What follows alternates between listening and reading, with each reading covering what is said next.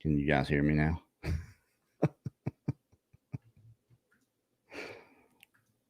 Wow. Can't believe I did that. We are live now. No, there's no sound really. Sorry. Well, here we are again. You know, we did a members only live show earlier, and I don't know what happens, but it just seems like every time I prep to go in the woods, I just get this feeling I can't sleep. I'm up. And I said, you know what? I've got all this Bigfoot family to support me. So here I am, here for you guys. The link is in the chat for anybody that wants to join me. I appreciate you very much. Like I said, we did do a members only show earlier, and I mentioned a song that I always play. It's not a song really, it's just some music that I came up with, and I got like 3 emails, and 2 of them were people wanting to hear the song, so we may play that for you guys here in a little bit. But we will be going live every night this week except tomorrow. Tomorrow night is I'll be driving to Florida, so getting prepared to go into the woods. And you know, I guess before I had an excuse, my excuse was, well, we don't have our equipment yet, so we're not going in. But I don't have that excuse now. All the equipment's in. We showed that on the members only live earlier. And yeah, feeling a little bit trepidatious about it. So anyone's welcome to join, talk about whatever you want to talk about. I'll put the link in there. If you're on an iPhone and you click the link, just paste it, just copy it, just hit copy, paste it in your browser, and then it'll bring you on. Or it'll bring you in the back. So you put in your name, and I'll bring you on. Well, thank you, Nona. I appreciate that. I did this last time before 168, and just really, and I mean, I know what it is. I mean, you all obviously know what it is. It's just me being me, essentially, and turning to my Bigfoot Odyssey family for a little bit of support. Such a baby. But we're going to be going live from the field all week. We'll be Wednesday night, Thursday night, and Friday night. We're going to be live from the woods, and we've got a lot of things planned. We've got the new equipment. The thermal scope is, to me, the big deal, because the way we're going to be able to go live for everyone is whatever the scope is seeing is going to be Bluetooth to the iPad. So I'll just take my phone and film the iPad so you guys can see what the thermal is seeing. We're doing our best to bring you guys along with us for this. And our executive producer for Impossible, Rick, is going to be there with us. So we'll have that extra night vision camera going also. But this is going to be the investigation that's going to go along with the Crypto Reality Odyssey. Well, all right. Yeah, don't forget to look up. Well, it's going to be dark, so we're going to be following wherever the, well, during the nighttime, the lives anyway. We'll be following the thermal, whatever's on it. But we are going to be going into the thick stuff. So we're going to be, I think we're going to get skewers with bacon, and maybe not build a fire, but maybe have some sterno, some kind of something to cook the bacon, and just not even more. We may eat it if it's good enough. I'll eat it, but just to get the aroma going through there. And we're going to do a few things, maybe fake an argument or something that has worked before to bring them in. But thank you, Carrie Dexter. Wishing y'all the best of luck from KC.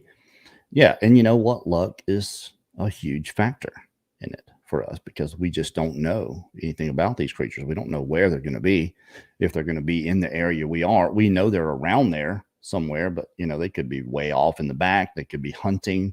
Who knows? So yeah, there's definitely some luck involved in it, and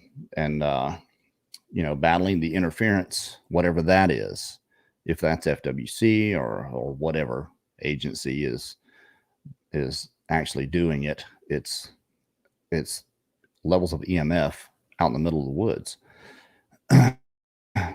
So we're going to have it's a triplex meter. It's we'll be able to detect the RF. So if there's any radio frequency going on at all, we'll be able to pick up because it's digital. Tri-field meter, not triplex. Triplex is a pump. Tri-field meter. So we'll be able to detect EMF, radio frequency, and know exactly what frequency it is. So if it's a high frequency, I don't know what it would mean if it were high or low. But if you're getting radio frequency out in the middle of nowhere and everything you have is off, especially if it's a high level, then something's going on.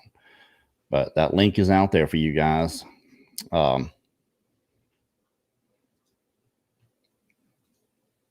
Yeah, I might play a little bit of music for you guys here in a little bit. It depends on the chat, and if anybody wants to hear that.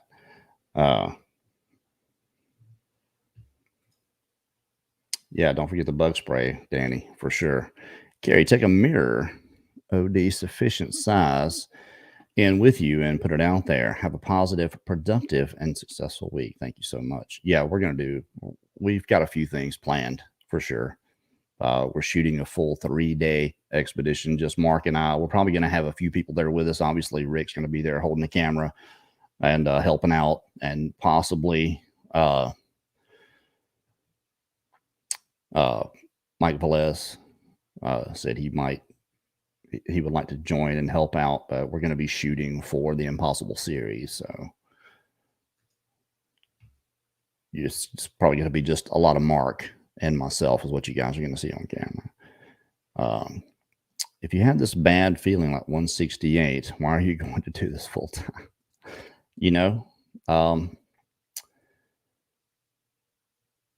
I'm trying to do this for myself and you guys. We have the means. I certainly have the opportunity. It kind of feels wrong not to do it. At this point, having what we have available and not doing it just seems wrong. I don't want to look back in 20 years and say, hey, I wish I would have done that. And I mean, I'm sure you can understand that, but it's just me being me. It's the trepidatious feeling. It's the storm before the storm. It's not so much a bad feeling as it is just anxious, I suppose. We're not going to be camping. Your device is not connected. You have to hit yes. You have to allow it to use, and then you can turn your camera off. No, we're not camping. I'll be staying at Mark's probably sleeping during the day. Mostly stuff we're going to do is at night. So yeah, I'll be staying there. They have a spare room. So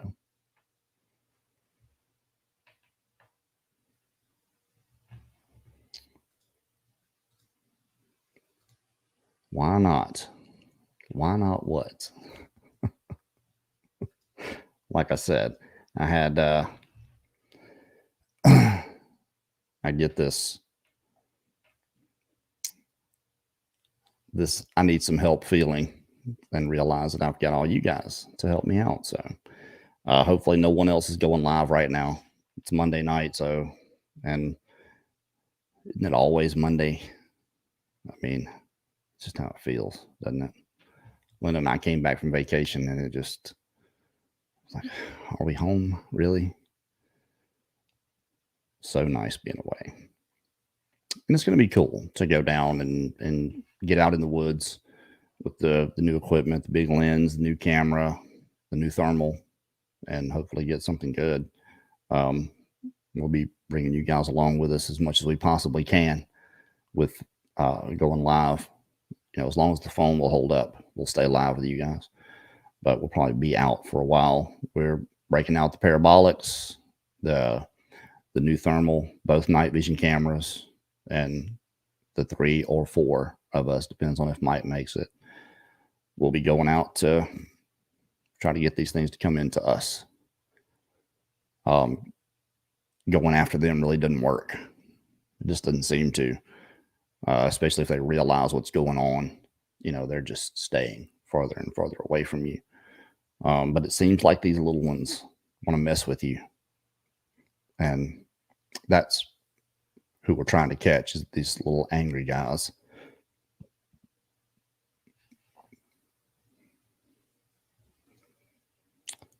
Why not do it? Yes, we're going to do it. Yeah. Matt, you should join me here.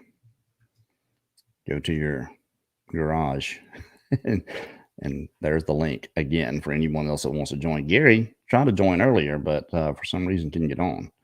So I appreciate anyone that wants to come on and talk about whatever you want. I haven't heard anybody mention, or haven't seen anyone mention the song anyway. Yes, we're going back to the same area as the screamer. I mean, you don't leave fish to find fish, right?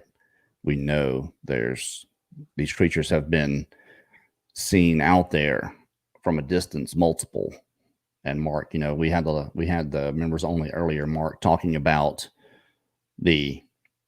seeing this massive creature on thermal from a distance and the smaller ones around it, just stuff that would end the argument and couldn't record. So we have that same thermal ability, but with the ability to record twice. Actually, we can record through the SD card that's on the scope itself. But what we're going to do is Bluetooth the scope to the iPad, and then I'll film the iPad with my phone for you guys to see what the camera is actually seeing. So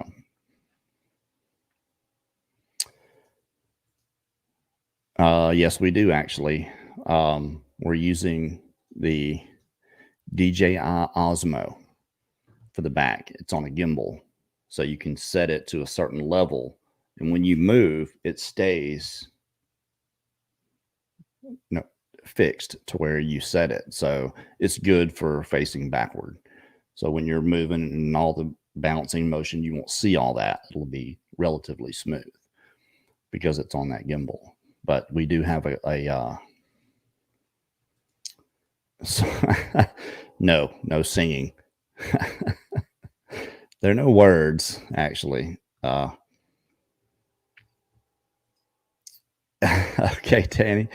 Yeah, I'll play it for you guys here in a little bit. No, like I said, we had a members only earlier, and I talked about whenever I would feel anxious, that there was this particular music I would play, and when I would think about the Sasquatch situation, or if I woke up from just even a nap and see that that face right there in front of you, and you'd wake up really suddenly, I would play this music, and it would always calm me down. And I got a couple of emails right after the show.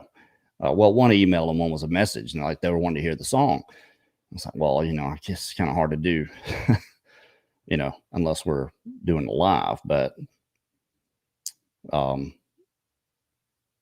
may play that here for you guys here in a little bit. If you really want to hear it, I'll play it. All right. Christina Fleming says, need a woman for bait. Are you offering yourself up there for bait, Christina? I'm not disagreeing. Some of the best images I've seen that came from Melanie Zaski, because they were fixated on her. And I just wonder how much that has, her being a female, has to do with the success that they've gotten with them getting so close and getting such good images. We're trying to mitigate all that actually by getting longer range equipment so we can get them from a distance. And clearly, we want to see up their nose. I mean, we really want to get them clear for you guys. So we're doing everything we can. Evening, everyone. Calling prayer sent for you, Carrie. I hope so. I appreciate that very much. Desert Fairy Chicks, Rez, apparently from the reservation. Bruce, with all your meters, detectors, radars, and everything else, don't forget your gut feeling. If it tells you to get the heck out of there, you know, going in is going to be hard enough. Just going into these places to do what we've planned to do. But I said I was going to do it, so I am going to do it. But I'm going to feel the way I feel. What about using record like Ron's? We've got a parabolic dish that we're going to be using, and actually we're going to leave it. You know, once we get done, get tired or whatever, doing what we're doing, we're not getting anything. We'll leave the parabolic dish, and we've caught them talking. You guys listen to 168. That's them. Matt.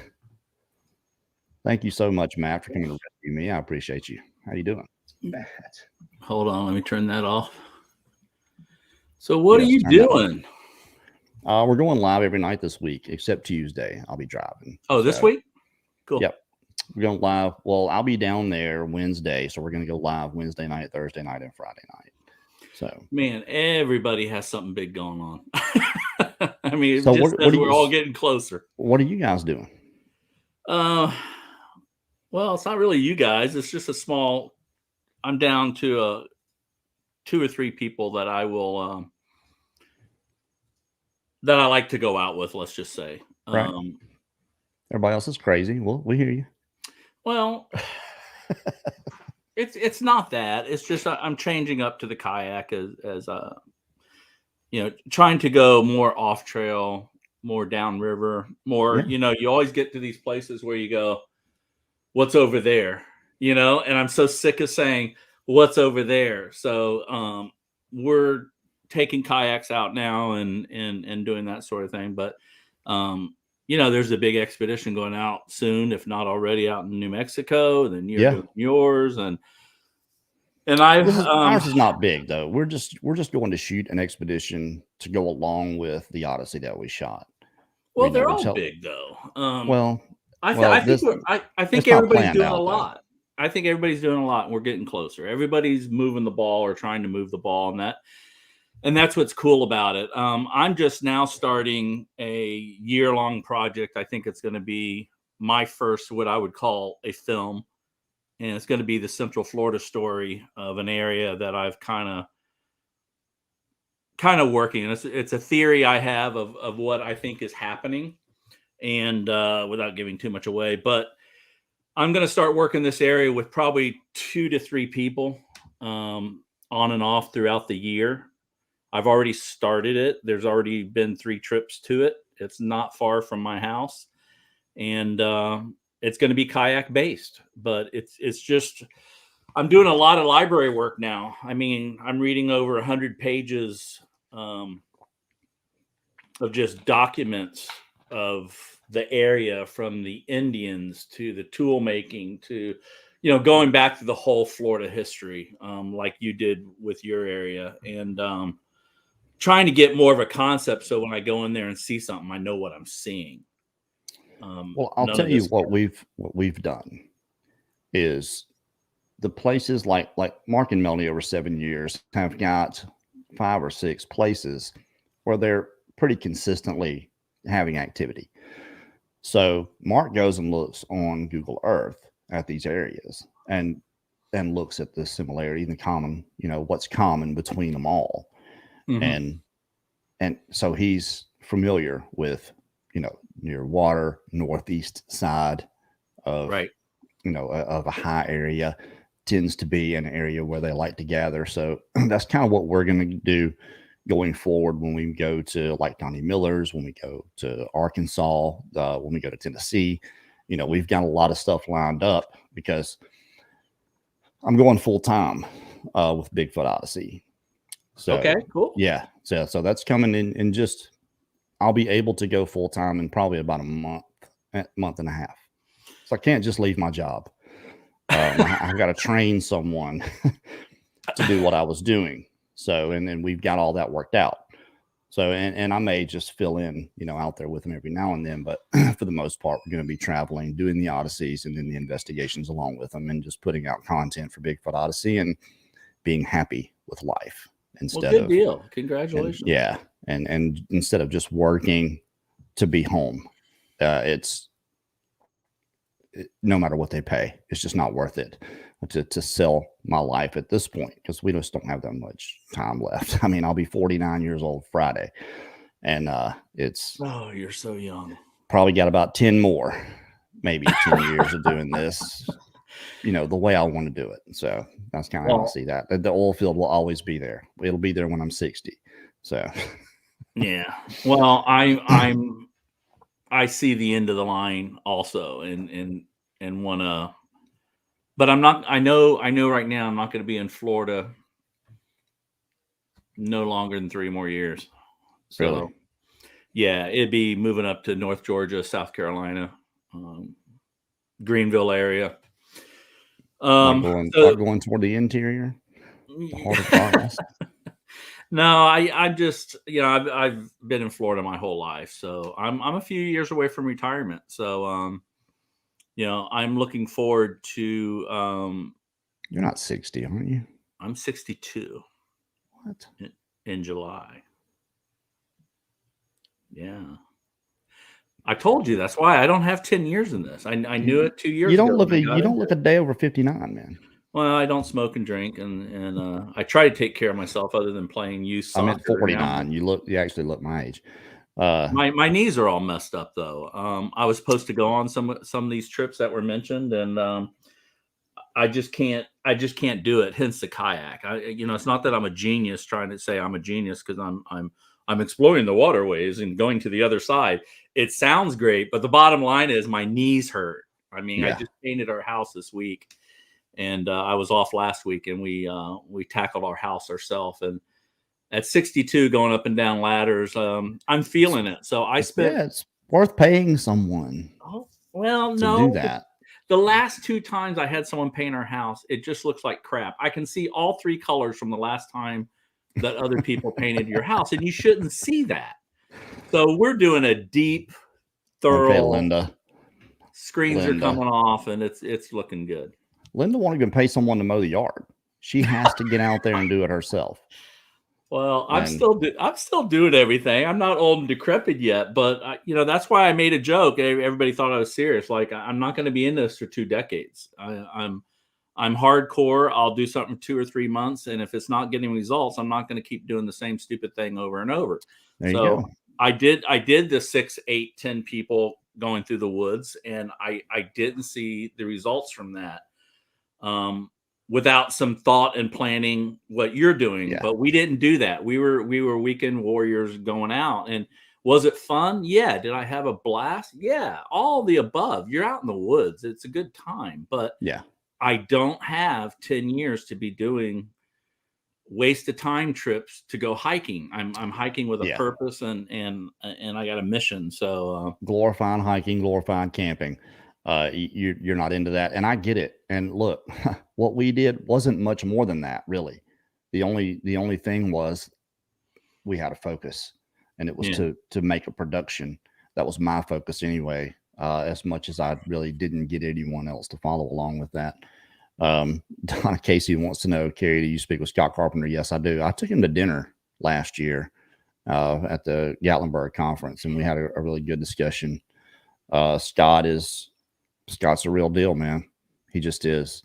He's very deep in his convictions and what he believes, and that's what he pushes forward. And I respect him a lot for that. We don't agree on everything, obviously, but we definitely see eye to eye on most things. And Scott and I get along pretty good. We text every now and then. Just little stuff like we do with everyone else, same with Wes Germer calls me every now and then, You know, I drop his name, drop Wes Grummer's name. You know, we message back and forth sometimes. Yeah. Well, my theory on that is whether I believe the tactics that someone's working or believe what they're seeing or their take on what these things may be, whether paranormal or hairy man in the forest. Doesn't matter. Like you said when I first was, you know, started off listening to Odyssey. I mean, you got to be open-minded to all. And if we were all doing the same thing and believe the exact same thing and having the same approach, it wouldn't be fun, would it? No, and look, there are certain elements of reality that I'm not fully willing to forfeit just yet until I see better evidence anyway. But you got to be open to these things. I mean, people, Right. There's too many people experiencing something like this.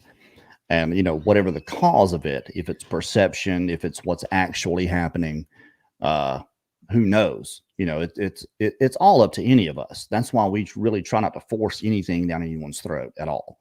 Because normally, you know, the natural reaction is to recoil from something like that. Well, this is what this is, and this is what this isn't. You know, you can't do that. Right. It doesn't matter if you're right or not. People are going to back off from you and say you are out of your damn mind. They don't care if you're right or not. But if you let people decide for themselves and just offer up your opinion, hey, this is what we're getting. What do you think? Then people tend to Right. you know, latch on a little bit more and stay with you. Thank you, Junewell Brantley. Hadn't seen you in a while. Welcome, new member. Well, at the end of the day, there's going to be a big "I told you so" party, and I just want to be at the party, and I don't care who's right. I just want to be at the "I told you so" party. I don't care either. Well, we lost TN Preacher. He was here. Yeah, I don't care either. And look, this bare bones expedition's going on with Eric from Media Palace. Hey, what's going on, man? Hey, man, this big expedition, the Crider expedition with Ron Kasner and Chris Reinhardt. I mean, I think that's going to be epic. I really do, because I've heard about this area that Robert has had for years. I mean, I've been looking into this subject for 15 years. And I saw some old videos of Robert's that are very interesting. And I hope they get what they're going for. Look, from experience, 6 people is not enough. Unless you get real lucky. I mean, even the area, and you know the area we go to, Matt, is pretty concealed, but are consolidated. But there are certain areas that we go to with 18 people, and I couldn't. It's like herding cats. Obviously, the whole time it was a job just getting them together. But I bet. If you're going to get to have enough time out for people and have rest and them shooting all the time, you need a lot more. They're going bare bones. I hope they get what they're after, but they are going to be worn out after a week. It's going to be nuts.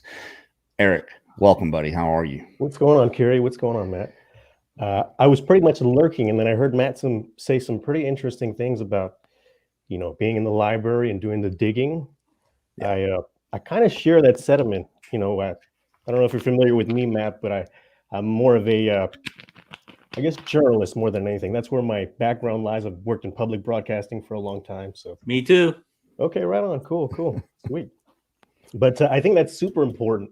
And I actually did a show yesterday. It was yesterday, yeah, where we dug back and actually found an account from 1976. One of the most detailed accounts I've ever heard that was from my area.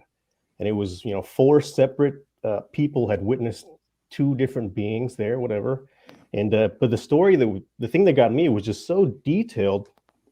And one of the parts of the investigation that actually kind of triggered some stuff was that, Kerry, I know you're familiar with my area, the Brushy Creek, and all the crazy stuff that happened. Actually, 6 days after I was on your podcast in October, they found another, you know, body. Who knows what that came from or whatever. Yeah, 6 days. You texted me that too. I remember you texted me that.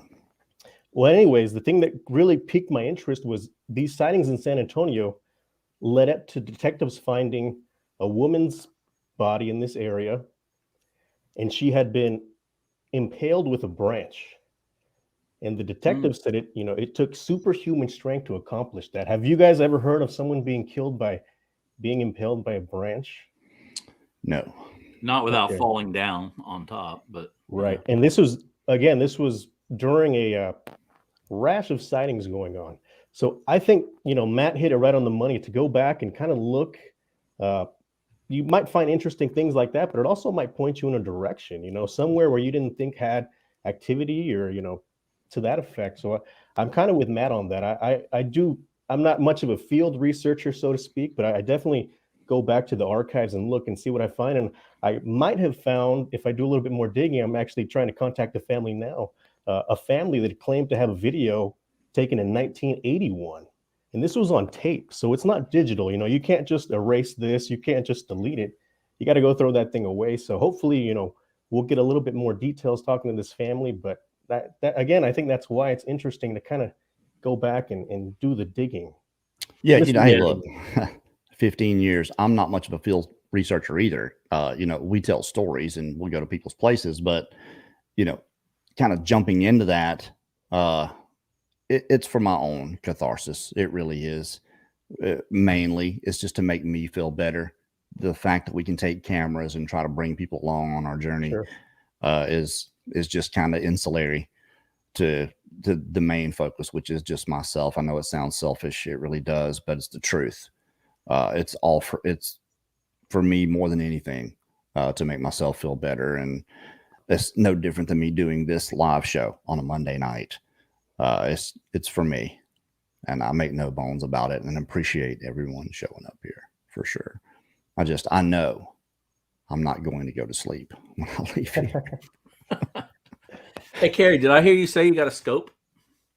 Yes, we did. We got we have a spotting scope that Matt sent us on your recommendation, that Brad actually bought. Oh, I wasn't going to say anything. I was just asking if you had one. Yeah. I'm gonna hold that question there, because that's probably a good possibility. Brad ratted me out. He said there's something. Santa Claus is coming early. Just Brad is. He says Santa Claus is coming early. I need Mark's address. I was like, yeah, fine. Well, so I send him Mark's address, and he sends this huge spotting scope, and it's good. It took great images. It's massive, man. But for $200, it wasn't bad. No, I was doing that back in 10 years ago. It all started with those, those tourist silver little contraptions. You put a quarter in and you get to look at Mount Rushmore. Well, right. I started going around on my travels and putting an iPhone up to that and shooting through them, and realized that I could shoot monuments from a half mile away with detail. And I started taking it out. So on a 20-year anniversary at News Channel 8 in the newspaper, they sent me this. And I got it. And then I was scrubbing through YouTube one day, and lo and behold, they make iPhone mounts that hook up to spotting scopes now. You got to try it if you haven't tried it. Now, it's not so much it's great for Florida, unless you have a spot like Carrie, where they say it's here every time for years and years, always the same general spot. Yep. Boom. This is your tool. I'm all about using the right tool for the right occasion. Other than that, that's not going to work in Florida. It's more of an out west sort of thing, because you need a long distance. But what I sent Brad was a photo shot from a hotel balcony on Clearwater Beach. He sent it to me too. You sent it to me too. 900 yards. It was a long way. It was 900 yards of people out on a pier, and you could tell they had a red shirt on, whether it was slip over, button over, tennis shoes, sandals. You could see everything. And I'm like, you don't need to spend a lot of money to see 400, 500, 600 yards. These scopes are 300. This is a $120 scope with a $50 iPhone mount. But the problem is, when you're looking through a telescope, you're looking at the stars is one thing. You know how hard it is to find a star and all this is going on? It's the same way with this scope. You got to be patient. You got to be willing to set it up, and you got to be willing to do what I call run static cam. So like Carrie has a situation where they know generally about what they are. You hook an iPhone up to this thing, let it sit on a nice sturdy tripod, and let the iPhone roll for 30 minutes. I did it. You're bound I to get did it. something. And Yeah. it was great. It was really good footage. It lets in a lot of light, so there's a lot of light around the edges. But I was able 200 yards clear. I didn't catch anything, but that's how it is. You It's just don't amazing. get you just don't get every, something every single time. Right. But it was good. But we still spent $14,000 so I can't remember what it is. Well, that's your fault. I talked to you about that. We look, I'm not going to, there is going to be no way I say, you know what, I should have done this. Oh yeah. I get it. It's not going to happen. If I have whatever means I've got is what we're putting into this. Right. It's plain and simple. So is this going to be a new documentary? Is there just going to be a new series? Actually, we're gonna go. Linda and I did Odysseys. That's what we did originally. Was Bigfoot Odyssey. We shot 10 documentaries before we ever did a live show, and it was just my wife and I doing them. And we're going to go back to that. Except I've got Mark Zaski from Crypto Reality is going to join me. So what we used to do, we'd go to researchers, we'd go to someone's house that's having activity, tell their story, everything that's happened to them around there, show their best evidence, and just tell what's going on, the story of what's happening here. So we have our narrative. We're still going to do that. What's going to be extra is we're going to add an investigation, kind of like Finding Bigfoot. Sure. Except, well, that's how I got familiar with you from the start. I think I had seen a couple of the documentaries, and then I think I caught a live one time. And that's what people subscribe to us for. That those get hundreds of thousands of views, and we're very proud of our productions. But we're going to do those, but there's going to be an extra added to that. But you're only going to be able to catch it on the website. Gotcha. So you're going to be able, if you want to support what we're doing, you can catch out the investigations. Will be $1.99. Okay. And that's just to help support us so we can keep doing it. Yeah, it costs money to go out there, especially with gas being how it is. Yeah, it does. And that's the only way we could figure out how to do this and not have regular jobs like everybody else. So people have a choice. They'll get everything they've always gotten, just the extra stuff if they want to help us out. It's $1.99. They get to rent and watch the investigation that we do. So, and we're hoping with the new equipment, we'll make it worth watching. Or stand out from afar with a scope and just watch. Yeah, and I'm gonna use it. It's in my truck now. It's in my truck right now. And the only thing is, you've got to take your phone out of its case. Yeah, you got to take your phone out of the case because the case, especially if you have like a life-proof case like I do, it's too thick. It'll bump up against it. So it's kind of pushed away. But if you take that off, it's down flush, and you get. And if that holder you got with yours doesn't hold it well, there's different brands out there. You just tell them the scope, and they have different brands for that may work better. I bought one of the more expensive ones. Let me show it. Don't buy this. This is an anti-ad. Yeah. Well, right on, man. I'm excited to check that out once you get working on it. Yeah, well, we're hoping we can do one about every 3 weeks. Anyway, I bought this one, and it's a big contraption, and it's a piece of junk. So it basically, to give people an idea what we're doing, it basically hooks on the end and then holds the iPhone and drifts your iPhone over the hole. Now you're going to get a circular vision, and then you just enlarge your phone a little bit to fill the frame, and then you got 16:9. That looks like a whole lot of sugar for a nickel. Yeah, this is $65, but it's just crap. They make better ones now for like 30. Well, the one that came with the thing was pretty simple. Yeah, I looked at that, and that's why I kind of showed Brad that one. I said, and I tell you, the reason why I sent that, I wanted him to send you something like that or mention it to you, was that when you all were saying it's consistently in the same spot. Yeah. And that's the key, because nobody has that. Nobody has anything like that where they can say, I can't go anywhere and say, I have something happening here. I don't have it locked in like that.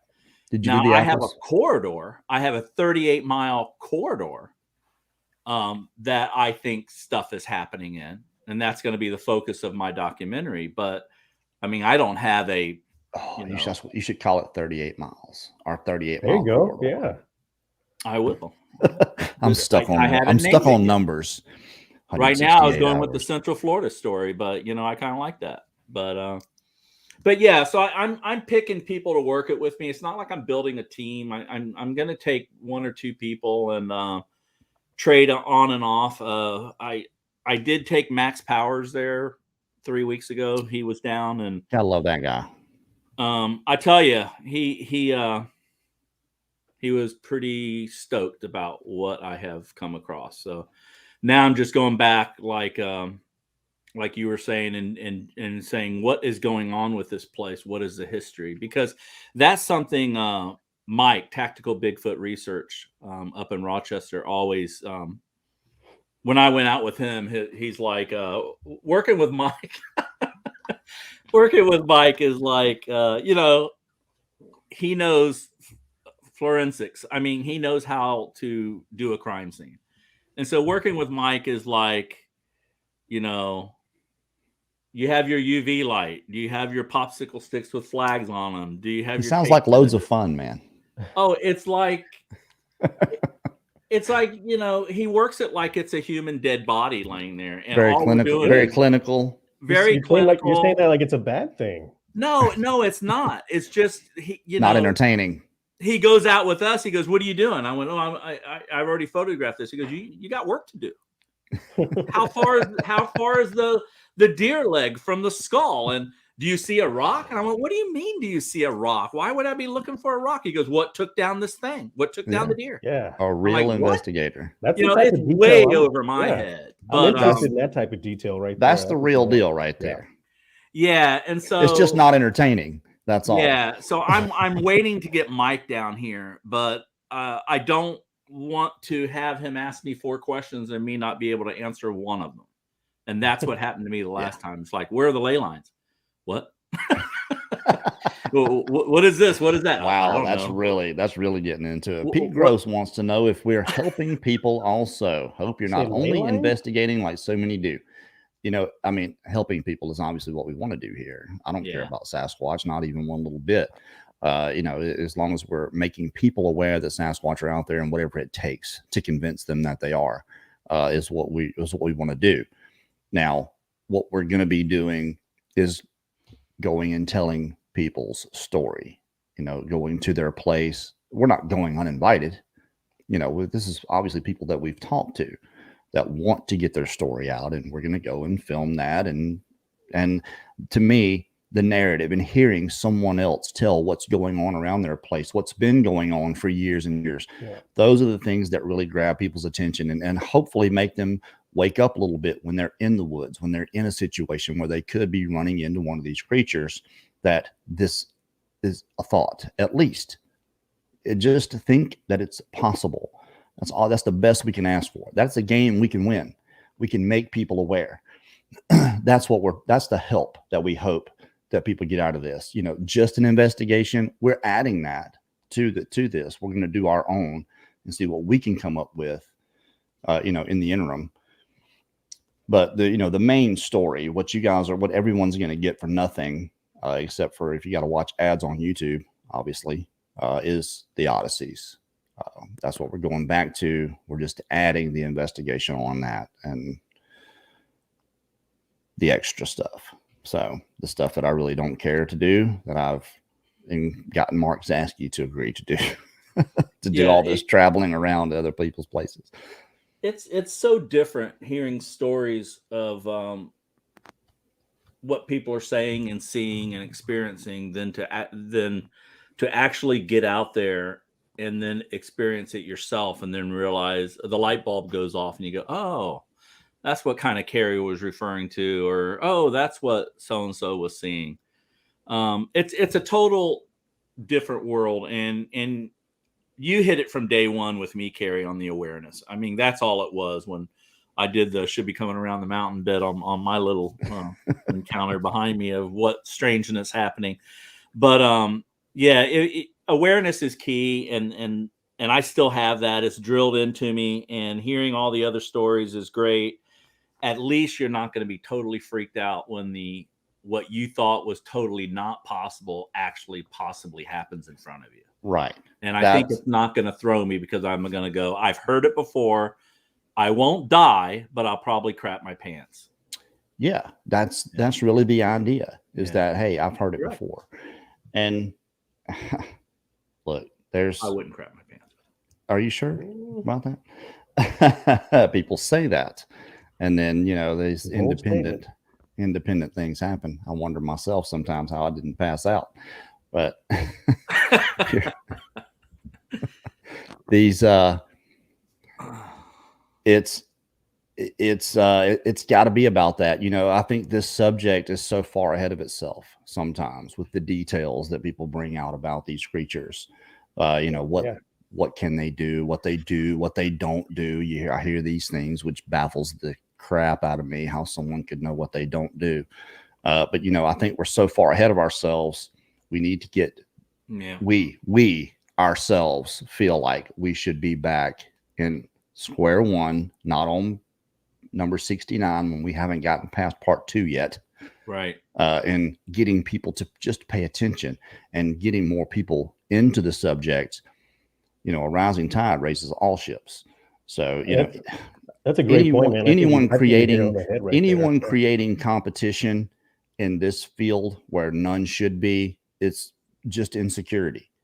That's all those things are. Guys should be working together. If not, just let each other do your own thing.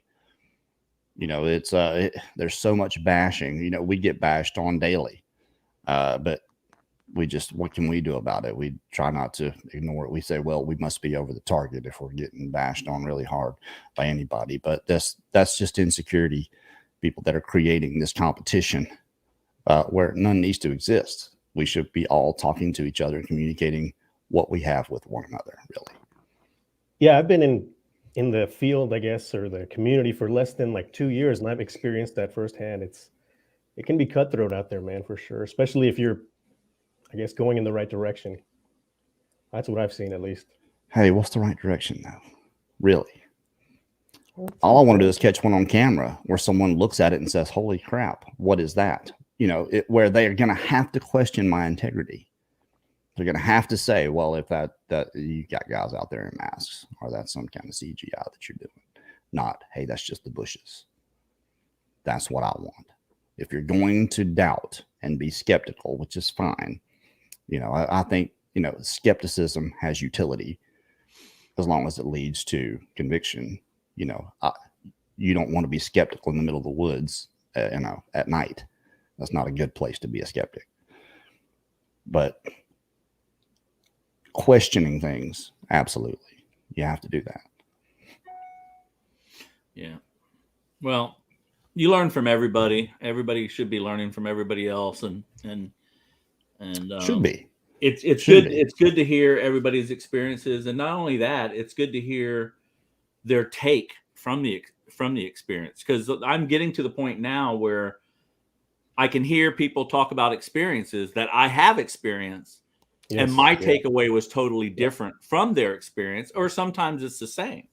Like Max had a good one when he was down here. He stayed a month in the Green Swamp, and on one of the nights we left him alone just for the fun of it.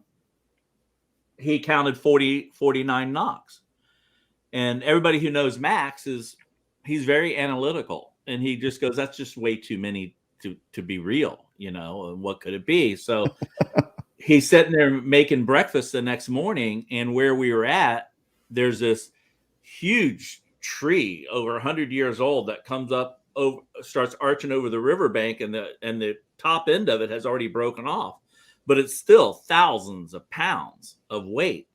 And within 30 feet of him, he heard the baseball bat whack, and he looked up and he looked over, and that was that tree right there. He didn't see it, but he heard it, and he knew it was that remaining part of this big tree that's getting ready to fall. And we all know it's getting ready to fall, but that's right under the kayak launch, but that's another story. But when he walked up and looked at it, he did this whole video on it where he saw these vertical bands on the outside of the tree from the bend. So if the tree's bending this way, there's vertical bands on the back side. And he also saw horizontal bands where it's literally cracking and popping. And that's exactly what he heard. But he's taken the time, to just think it through and not rush to judgment. So because of that, I question every knock now. I mean, I know they're knocks, but they could be pops.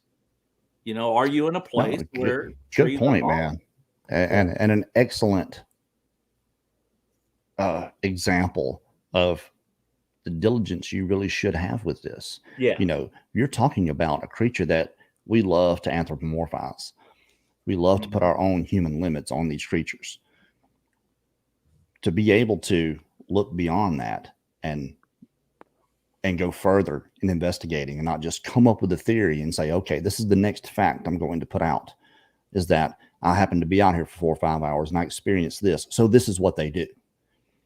That's how those things end up being. Instead, Max takes it to where it should be, because it's a complex issue, especially from place to place. We hear so many differing behaviors alone. The knocks, I mean, there do appear to be immutables with these creatures. Like it's just born in them to hide. They're ugly and hairy and big, and you have those things, but the behaviors seem to be different from place to place. And maybe they're different. Maybe they're different types. Maybe there's a main species and a subspecies and one off that, and a mix of those with people, and who in the hell knows? These are the things that I quit worrying about a long time ago. But it's good to know that there are people like Max Powers and you, Matt, that are willing to go that extra mile for this complex issue. And there needs to be a complex study for something that is complex, not something so simple. And your answer being, well, I've spent 15,000 hours out there. Okay, well, you can spend 15,000 hours with your thumb up your butt and not know a damn thing. Hey, I got in trouble for saying that early on in my Bigfoot career. That's not a good enough answer. How that the males congregate in this area at 12 o'clock. How do you know that? That's a mating call. How do you know that? Tell me how you know that's a mating call. I want to hear this story. Yeah, because I heard that at a conference. Some guy was playing something and he was on the stage and he was giving his presentation, and this is a mating call. I'm just like, what? How do you know that? But there's no one asking these questions. So to have someone that's going the extra mile, you got to be careful with stuff like that. And I get frustrated when I hear it too, but I still watch the channels. I still try to sample, I think is a better word for it. I don't watch the channels I used to watch religiously, but I still sample them enough to know if they've changed direction, if they're getting any better, if their logic is stronger, that sort of thing. But I will tell you, last month with Max in the Green Swamp, it wasn't with Max, it was with our other friend Ron. We were on kayaks on the other side, and I heard for the first time in my 2 years, the sack of sand drop, the thump. And that was described pretty well by people in the channels when you're out there. We had just pulled our boats up. We had just gotten out to the other side of camp, and we were pushing back in about a half mile in that area. And we were actually talking, and then the ground, it was just a thump. And I'm thinking, I immediately, we both knew the area. We both knew the direction. It sounded like within 50 yards. Couldn't see anything. We started walking that direction. But what was interesting is I always thought when people heard the thump that my logic was, how can they not hear other limbs hitting and breaking after that? It seemed like it'd be a thump crack. Or something like that, like with branches and stuff getting in the way. This was like you described it, Carrie, in a lot of your stories where people just take a 50-pound sandbag from the roof and just drop it. Can't tell you how many times I heard that. That was crazy. Never heard it anywhere else but that place that I can remember. But I can remember thinking and rationalizing what it could be. I could not come up with anything. Matt, a rabbit on a stump is what I came up with. That's how stupid I was. I was going to ask Matt, when you heard that thumping, did you feel anything? Did you feel? You could feel it. Didn't shake the ground, but it had to be unbelievably big. Yeah. Okay. And I don't see how a limb where we were with cypress swamp and mud and water could make a sound like that without it being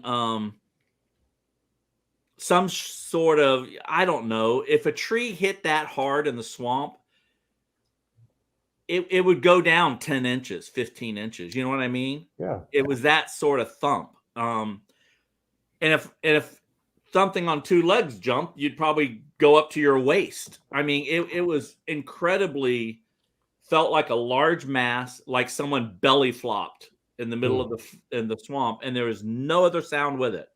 There wasn't a crack before, a crack after, or anything. It was just a thump, and that was pretty cool. I mean, I gotta say that was pretty cool because I never thought I would really hear that. I've heard about that. I've heard stories and tales of them. Exactly. Yeah. I reacted appropriately. I stayed calm. I looked in the direction, and we pushed forward.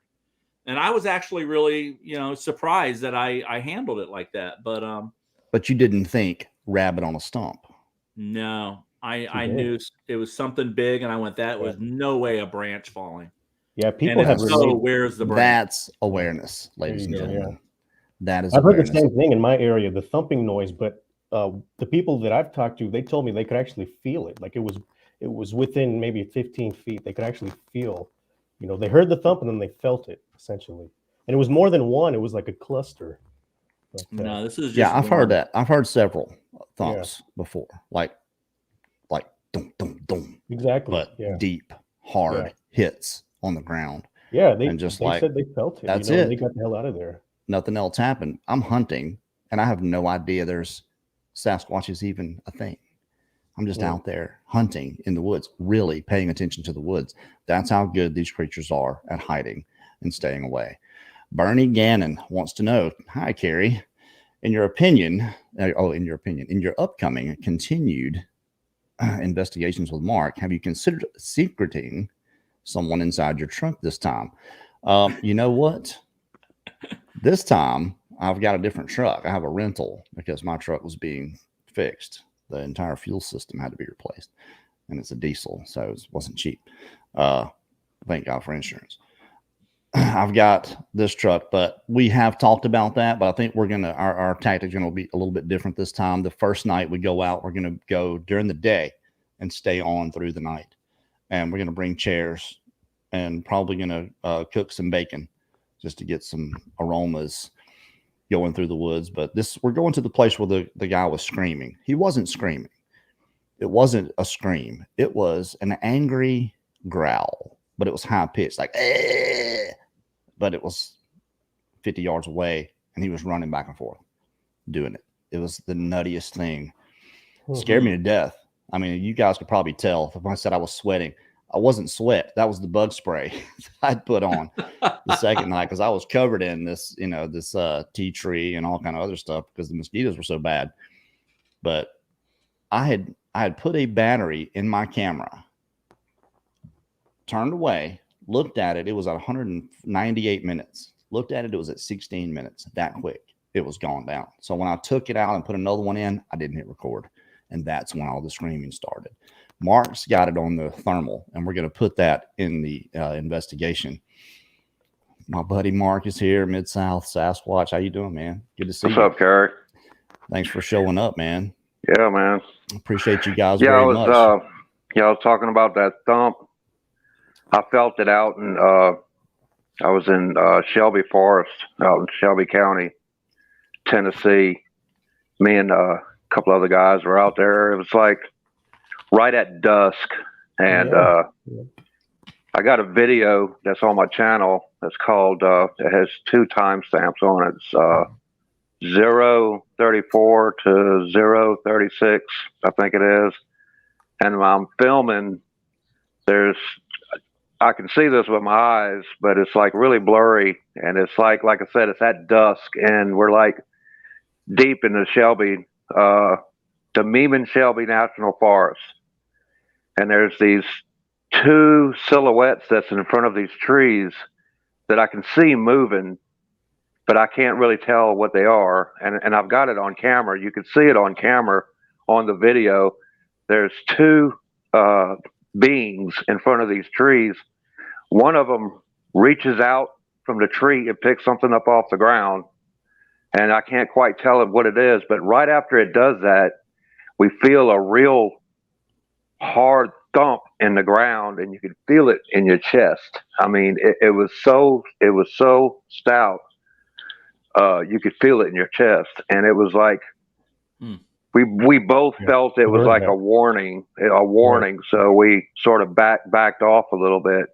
But in that same video, I've made a couple of other videos on that video, and there's some things that's out there in the bushes that I really can't tell what they are, but they're really weird. I mean, I'm not saying they're a Sasquatch. I really don't know what they are, but it's a good thing if you want to go take a look at it. I don't know if it's been on my channel for a couple of years now. It was like about 3 years ago when I filmed that, but it was really interesting. I put it on a big screen, big flat screen TV, and did a zoom shot. And one of these beings that's on there, I can't say what it is. I mean, I don't know what it is, but you can see its eyes. I mean, its eyes are blinking, and its mouth is moving. You can see its teeth and everything. It's really weird. Well, that's the thing, isn't it, Mark? We don't know what any of it is. And we were talking about this earlier. You know, we use Sasquatch as this ubiquitous term for whatever beings are out in the woods. They could all be different from one another. They appear to be.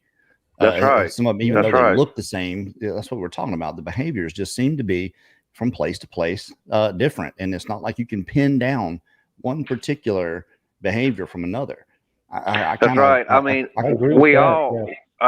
we all come into this, you know, looking at the Patterson Gimlin film. I mean, every one of us come in looking at that.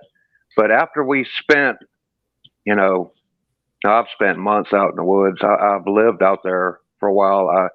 I moved from Tennessee to Arkansas. I lived up in the Ozarks for months at a time and was, you know, 9 miles from the nearest woods. I mean, 9 miles from the nearest road. No cell service and nothing in these deep woods, and filmed some weird shit out there at night. What I saw was not Patty. What I saw was more like this. Yeah. Just way out of proportion. Yeah. Wasn't, you know, Patty seems to be well proportioned. It just seems like maybe it's the same exact thing that I've seen, that so many people have seen, that they're all related somehow. Was it more apish, or, I mean, no, but what I saw, I thought was a guy. I was sure it was a black dude, positive. Yeah. And that only matters. The color of the skin only matters because of where I was. Right. If I had been anywhere else, the property I was on belonged to a black family. Was, do any of y'all know? Do y'all know it? I hate mentioning names, but do y'all know Jim Dawson? Do any of y'all know him? Doesn't sound familiar. Here's another one.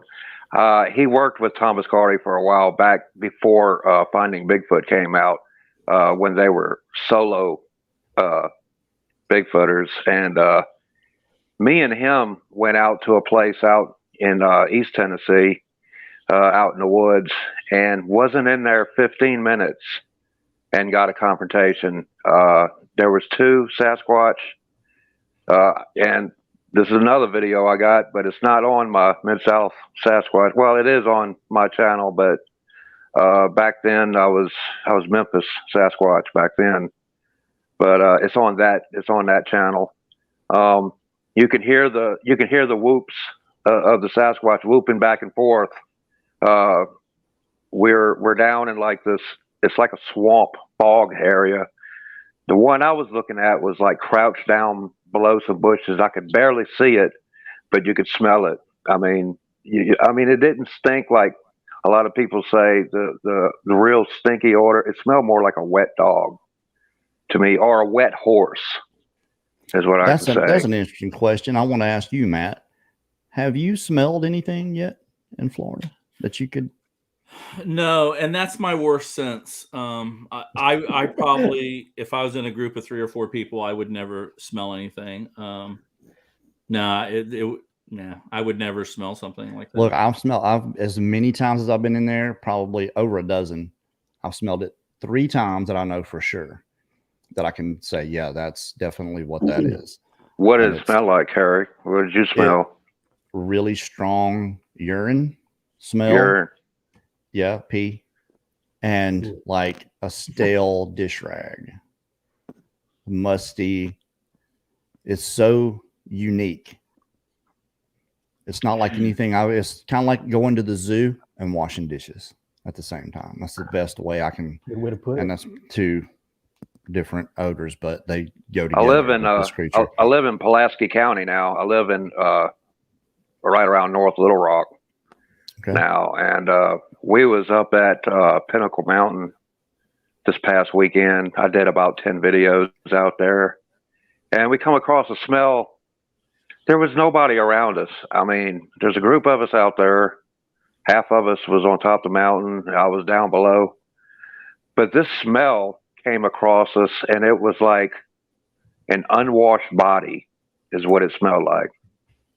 I mean, a real strong, this way it smelled. And then it lasted for about 5 seconds and was gone. And I didn't smell it again. That was really weird. And I've smelled that smell once before in Tipton County, Tennessee. We was in the Chafalaya Swamp, I think it was. And we came across that smell, and it was really, really strong. It lasted for a few seconds, and then it was gone. And one of the guys that was with me, he had a sighting just shortly after that. He seen one walk in between the trees. I didn't see it, but he did. But yeah, them 2 times it sort of makes me think that it could be one of them, because they don't take a shower or nothing. So I mean, well, we don't know. They might take a shower. Heck, they can appear in people's houses apparently and appear in their living room. I just want everyone. I just want everybody to know that did ask a question that put it in caps. I got them starred, and we'll get to those here in just a second. As a matter of be the fact, and Miss Jen, I got your message. I'm going to play the song. I'll promise you I'll play that before we leave here tonight. Strange Land, Carrie, are you moving to Florida? Linda and I have definitely discussed that, moving to Florida.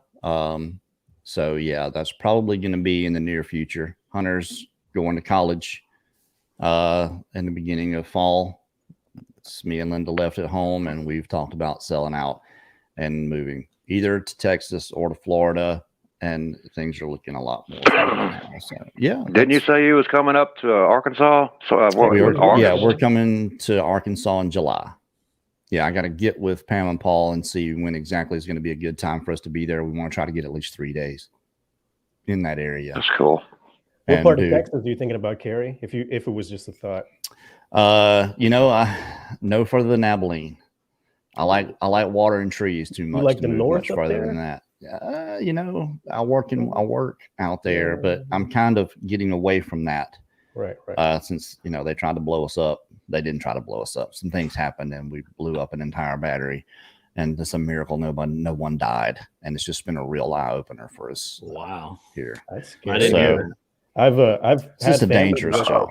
Yeah, I've had family that worked on oil rigs out in Houston, and I don't work on rigs. To escape with their lives, man. The rigs are gone by the time I come in. My job in the oil field, I'm a first delivery consultant. Okay, which means when the time the oil hits the surface, when it comes out of that wellhead till it gets sold, everything that happens in between, I'm responsible for. Gotcha. So for this one particular company, so if someone dies, it's on me. Essentially, a lot of responsibility. I'm not doing that. I'm originally from New Orleans, Louisiana. I was born in New Orleans, but I was raised in a little small town called Narco, and that's where Shell refineries, the refineries are.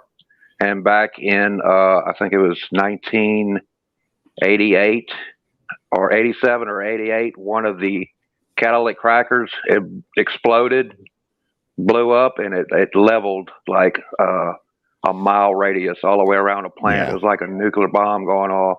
People don't understand Yeah. just how volatile. Look, set aside the fact that we work with heavy tools. You work around people, simultaneous, SIMOPS, what they call it, simultaneous operations going on at one time. High pressure flowed through man-made stuff. Set all that aside. What we're flowing out of the ground is highly volatile. It's gasoline, Yeah. except it's more explosive than gasoline. You take octane out to make gasoline. It's that explosive. What it was a fuel out of it. So it was a valve. That's the danger. Valve on top of this thing, and the guy had to manually go up there and crank this valve real slow for where the gas and oil comes in and mixes. And it was some new guy or something. He went up there and spun that valve, and the guy in the control room said that's the last thing that he saw. And the next thing was a big old bright white light. Yeah, all you need is an ignition source. That's why I drive a diesel pickup, because a gas burner is an ignition source out there. You have to have a diesel, which is compression. It works on compression and glow plugs. But yeah, man. Completely incinerated him. Well, I'm just getting away because of stuff like that. It's time for me to get away from it and do something I enjoy doing. Ryan asked, Carrie, during your hunting days, did you ever hear whoops? If so, what did you think it came from? I don't recall hearing whoops. I do recall hearing some strange things. I recall when I would hunt if it was deer season, I was there throughout the year, but I only hunted during deer season, except for the last year where I turkey hunted, which is the last day I ever hunted in my life. But I would hunt until dark. And instead of driving home 45 minutes and coming back before daylight, I would just stay. So I'd build a fire and I'd sleep in my truck and wake up and go hunt. I just stayed out there all the time. I had a fire going one night, and there's only one person who knew where I was, and that was the guy I'd worked with that hooked me up with his grandfather.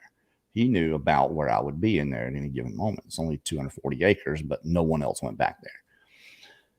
And I distinctly heard an owl, but it was not an owl. It was a guy, and it was very breathy. Hoo, just like that, like a person's voice doing an owl.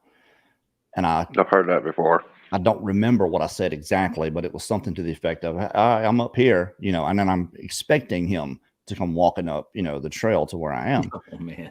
Yeah. And no one ever shows up. And then wasn't long after that, I remember hearing, yep. But it was somebody doing just like I just did it back behind me. And I just loaded my pistol and got in the truck and fell asleep. But I remember those things. It was those little things that came back to me after the fact that I had gone through, the things that I'd heard. Knocking. I remember hearing knocking all the time. But what didn't really register was that it was just a few knocks. It would just, someone was hammering on something, but it wasn't continuous. It'd just be 4 or 5 knocks, and that'd be it. Right. Hour later, I'd hear 3 or 4 more somewhere else. And it got to be such a common thing that it was just one of those, I'm just hearing somebody knocking on something in the distance. Right. But I never heard a whoop that I remember. Now, the only time that I think I'm positive I heard a Sasquatch yell was right after I'd seen the guy. And he went down and did the wow, just super loud, not a long howl yell, but an angry, get the hell out of here. Why are you still here? Type of yell. Mike V is going to help us shoot the Impossible series in Florida. Him and Jimmy Barr probably. Says I volunteer myself and Jimmy Barr to stay in the bed of the truck. May not be a bad idea. You guys just this is a weird thing I had happen this weekend. I was doing a video for Bigfoot and More. A shout out to him. I came across David some brakes that were identical to the brakes he's got on one of his areas. There's a hill going down. He's got 2 brakes. One of them's a twist brake of a tree, and then to the left of it is another break. That's right. Well, I found one that's identical to the same ones he has. One of the trees on the right has a twist break. Nothing took it down. I mean, it's just broke over, not even touching the ground. And then the other one is like that. But while I was in between those two trees, my front camera cut off. I had a back cam that was strapped on my back, and it stayed running. And you could hear on the back cam me talking. But I had a Samsung phone I was filming with, and not only did the camera shut off, but my notification sound kept repeating itself over and over and over again, and I wouldn't get no notifications on my phone. Okay. Hold on. It kept on and on and on. Let me ask you, what do you think is doing that? And Matt, have you had that happen to you? Go ahead, Mark. I don't know. I know that there's a power line near there, about a mile and a half from where I was at, but it couldn't have been it. They couldn't have been it interfering it. But after I passed that one spot, my camera came back on. It stopped. The notification stopped, and I called a friend of mine, a group that was with me that was up on top of the mountain. And I called. I said, "Hey, man," I said, "Did you try to call me?" I said, "Because my notifications keep going off." And he was like, "No." He said, "We was messing with you, man." He said, "We whooped a little while ago." I said, "Yeah, I heard that." I said, "But I don't know. My phone's acting kind of weird." But after I passed that spot where those two breaks were at, everything went back to normal. And I couldn't understand it. I couldn't explain it. I didn't know what caused it or what. We've had it in Florida several times. Matt, have you had any kind of interference or losing battery power while you're out there? I did once, but I can't rule out operator error. I mean, I did remember charging them. I haven't had faulty charges like that before, but I still can't say it was an instant battery drain. However, everybody else in Florida around us, from Trail to Bigfoot, Chris Connors, and when Chris Reinhardt came here, and Max Powers came here, like when I took Max to my new area, he had 2 iPhones with him. He replaced both phones when he went back up north. So all the footage he shot of me is gone. We went to my experience place, and he filmed that whole reenactment. That's gone. He had to replace his regular phone, and nothing happened to mine at all. Other than I knew I was on low battery power. But what was weird is my Tundra, I got rid of the Ford and bought a Toyota Tundra. And I guess it has GPS in it in some way where if I go to an app, I can always see my truck on it. And we were going up along the river and decided to cut across a half mile thinking, oh, my truck's right there. Let's go. And I looked at him like, are you okay?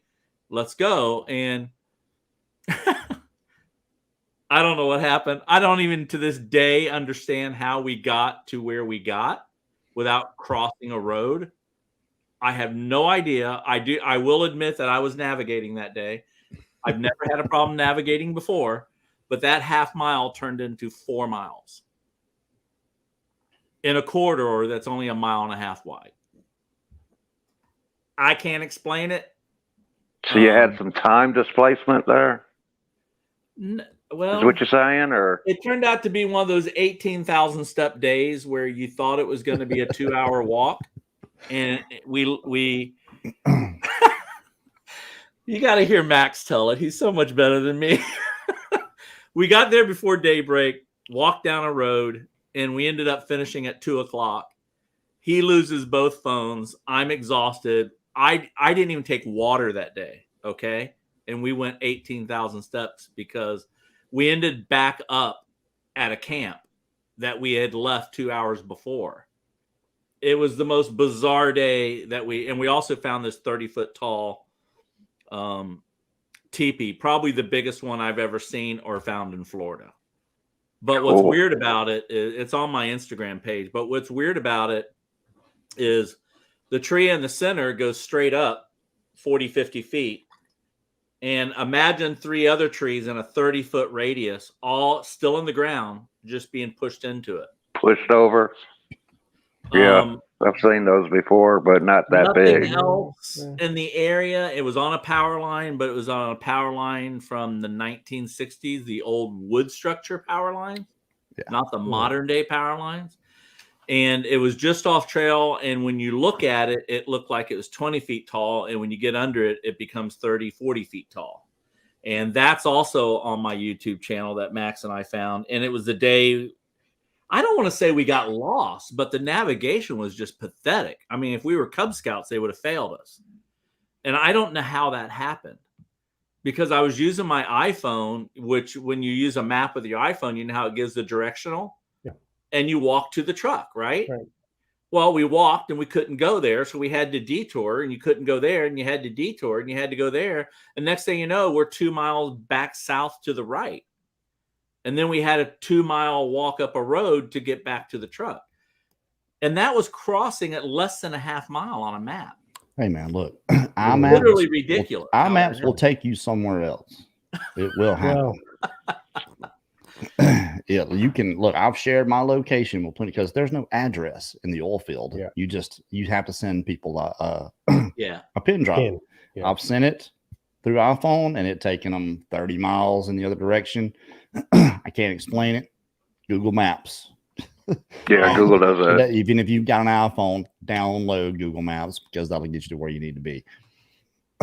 Aaron has a question. what I was talking about, I got it on YouTube. It's called back cam footage of disruption of front cam, and so you can go and watch that. And I mean, it's right there at the beginning of the video of where it starts messing up. But the back cam stayed going for like 20 minutes. I didn't have a problem out of it.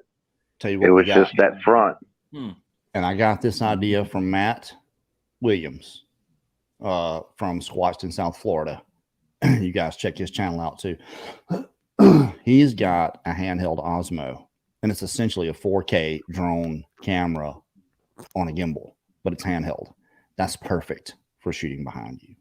You set that sucker at a certain plane, and all the movement you do, and it stays stable. That's what we're going to be using to film. Does it move when you move your neck? When you move your head, like you just stick it, attach it to your backpack or something, and it's out the back. So when you move it, you've got it set to a certain place. So everything's going to move around it like this, and it's going to stay steady. So instead of you moving and it doing all this, it's going to stay there while everything moves around it. So it doesn't follow like where you look at it. No, it's facing behind you. It's just facing behind you. Yeah. I've seen those. That's what we use it for, is to face behind us. Okay. But because it's stable, it's good to face behind you, because what I think, and Mark also, who I've partnered up to do this, thinks that they follow your gaze. And if you're not looking, that's when they're moving. And that's right. He's proven that's right. I believe that too.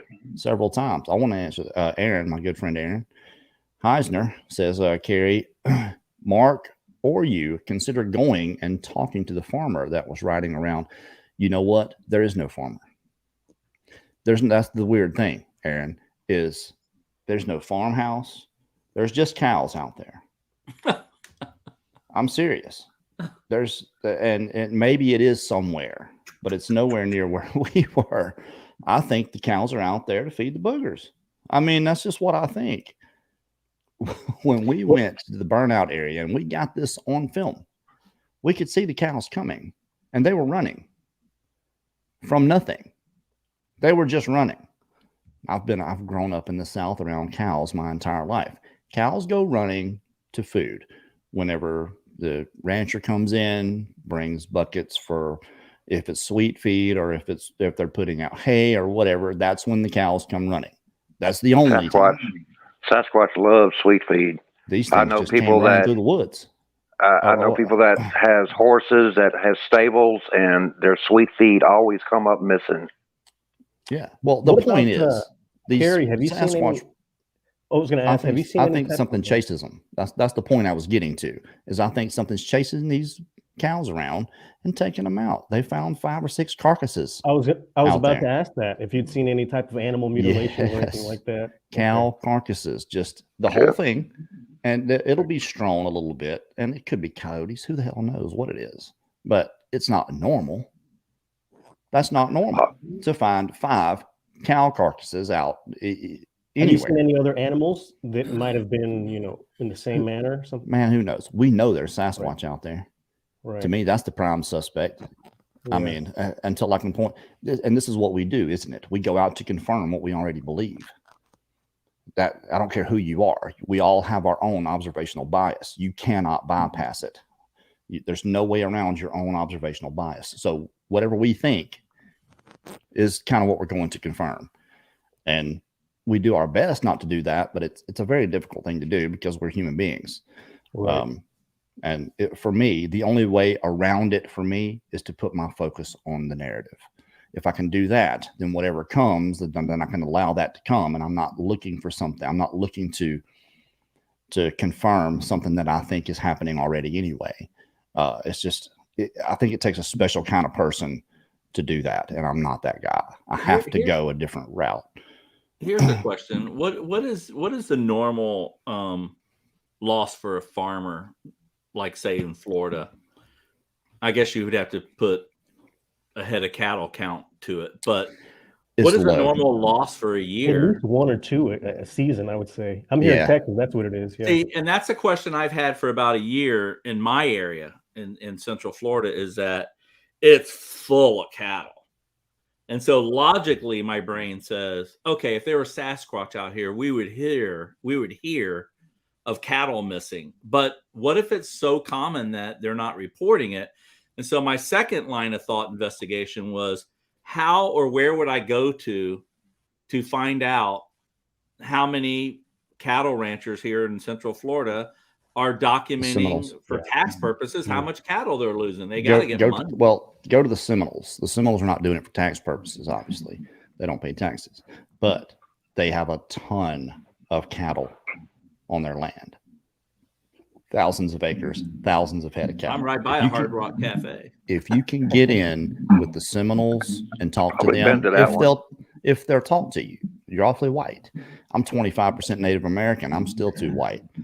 So it's just the way it is. I mean, I think that was a good point that you brought up, Matt, about the, that's something you can actually calculate, seeing if they're, how many have gone missing at a certain time. I think you're onto something there. Well, if you were getting accurate data from FWC, right, exactly, you could do it through the deer. But they're not. They say the loss of deer is from poachers, and that doesn't make any sense at all to me. I don't see that neither. Yeah, I would have a trouble thinking poachers too in the area we're in. A couple areas. Look, they got cameras out. Those guys are out there. Ain't a poacher getting away with a damn thing. Right. Sorry. It's not out there. It's just not happening. You got no way out. If you go in there, especially shooting a gun, or I don't know how you would do it, trap. They wouldn't care about the hogs, but the deer, that's their excuse for the lower deer numbers than they should be, which was the last 2 years. Those poachers, and I don't buy it. It's the boogers. But that's, again, me confirming what I already believe. Hilton wants to know, what do you guys think about the positives or negatives of the big fellas being public knowledge? Don't care. I do not care. The truth at any cost. That is how I feel about this. Because I know the negatives of not knowing. That's just me personally. Yeah. The positive, it's going to be a positive thing. The negatives financially, I can imagine that the federal government is not going to like it very much if less people are going into national parks and using the woods altogether. In 2019, before COVID, as a nation in the lower 48 and Canada, we spent $886 billion outdoors. That's billion with a B. That's a lot of money. Speaking of the parks, I've been watching this channel called the Israeli News Channel, and they've broke off from the war in Ukraine, and they've been investigating the deal that's going on in Yellowstone and at the Colorado parks. Have you heard about that? No. they've dispatched the National Guard and the Army into both of these parks within the last month because a large number of tourists are coming up dead. And from what they're calling ritualistic killings, but the bodies are being found dismembered, but not dismembered, torn apart. I mean, their limbs torn off, their heads twisted off, and Do you have this has been. Do you have any You like can- links that we might be able to check Yeah, that out? it's called the Israeli News Channel is the name of it. There's videos all over YouTube about it, and he's got several videos on it, and he's got proof of government documents and everything that was given to him that has these, what they're saying the military is engaging in fights with these things that's coming up out of the caves, out of Yellowstone, and that the whole thing with the Yellowstone blowing up from the volcanoes was just a cover up to keep people out of the Yellowstone until the military can deal with the situation that's going on. And they said that these things that's coming out of the caves are looking like a half bear, half Sasquatch looking creature. And which to me seems like it would be like a dog man creature. Yeah, that's all news to me. I'd never heard of that, but they also said that David Paulides is in with the case and dealing with it. So nobody says that guy's name right. Nobody. Yeah, David Paulides, David. I hear a lot. I got some missing teeth, so I can't pronounce anything right. Ladies a lot. Nobody ever gets it right. It's David Paulides, ladies and gentlemen. David Paulides. Okay. Pilates. Yeah. I'm just messing with you, Mark. But nobody ever I says know. his name Well, right. I'm coon-ass, so I say everything wrong anyway. Best content on the subject this guy has, and nobody says his name right. Well, that sounds, you're talking about the bodies and stuff. I'm not one of those big conspiracy type of things, but it's a fact that there's been bodies popping up here in my area, the Brushy Creek, where there's been, so much activity that they actually have a name called Hairy Man Road here. And the activity stretches back to the 1800s. And around this same time that in 2016, we were named, Safest Cities in America. And that same year, they had 3 bodies pop up, 2 of the bodies within a 6-day period. And then that next year, it's official, it's documented. I have the documents, everything like that, I'm not going to say a name, but one of these alphabet agencies came out here. There's documentation. I have it. I don't know if I've shown Carrie, but it's in one of my documentaries. You sent me and some that's stuff. that's a fact. It's not disputable that they were out here. It's 100%, man. I know it sounds crazy, but I can back up all this stuff that I'm talking about. Well, look, people need to go watch. You've got it right behind you, Eric. Go to Media Palace and watch the Legend of Hairy Man Road. Watch that documentary. It's very well made, by the way. But I think very good. Carrie, you kind of alluded to it. Where's all? Wait, hold on. We've got some feedback coming from somewhere here. Mark, it's coming from you, buddy. I got you muted. Carrie, I think you kind of alluded to that, man. You said that there was a guy out there riding his 4x4. There's no ranchers out there. And that was the same time you guys were out there doing your investigation? Yeah, they could see there was a guy on a 4-wheeler riding back and forth. We were getting tons of interference. I didn't know it at the time. We were live on YouTube, and we were hearing this thing screaming in the woods. Whatever, it wasn't screaming. It was an angry kind of growl, like he was upset. But what happened is we're live on YouTube, and we walked about 150 yards, and I've got my keys on my side like I always carry them, and it never sets my truck off. And we were probably 150 yards down the trail, and my truck alarm goes off. And there's nobody out there but us. Okay. And I try to hit the button, and it's too far away to turn it off. So I know I didn't turn it on. So I get back halfway and finally get it to shut off. Well, I went the rest of the way back, and we found 2 palm prints on the back of my truck, just like that, greasy. Couldn't see them till the next day because there was dew on my truck, but there was no dew where this grease, one half a palm print on one side and like the corner of another. I got pictures. It's going to be in the film of it. But there was chicken wings in the back of the truck, the bones that I had put in a bag and tied up, and I set them in the back.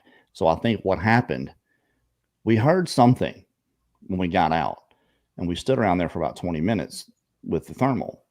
When we left, I think that's when he hit it. And he hit my truck and my alarm went off. And then, because as soon as we got back, I changed out my battery, and that's when the angriness started. So I think we upset him.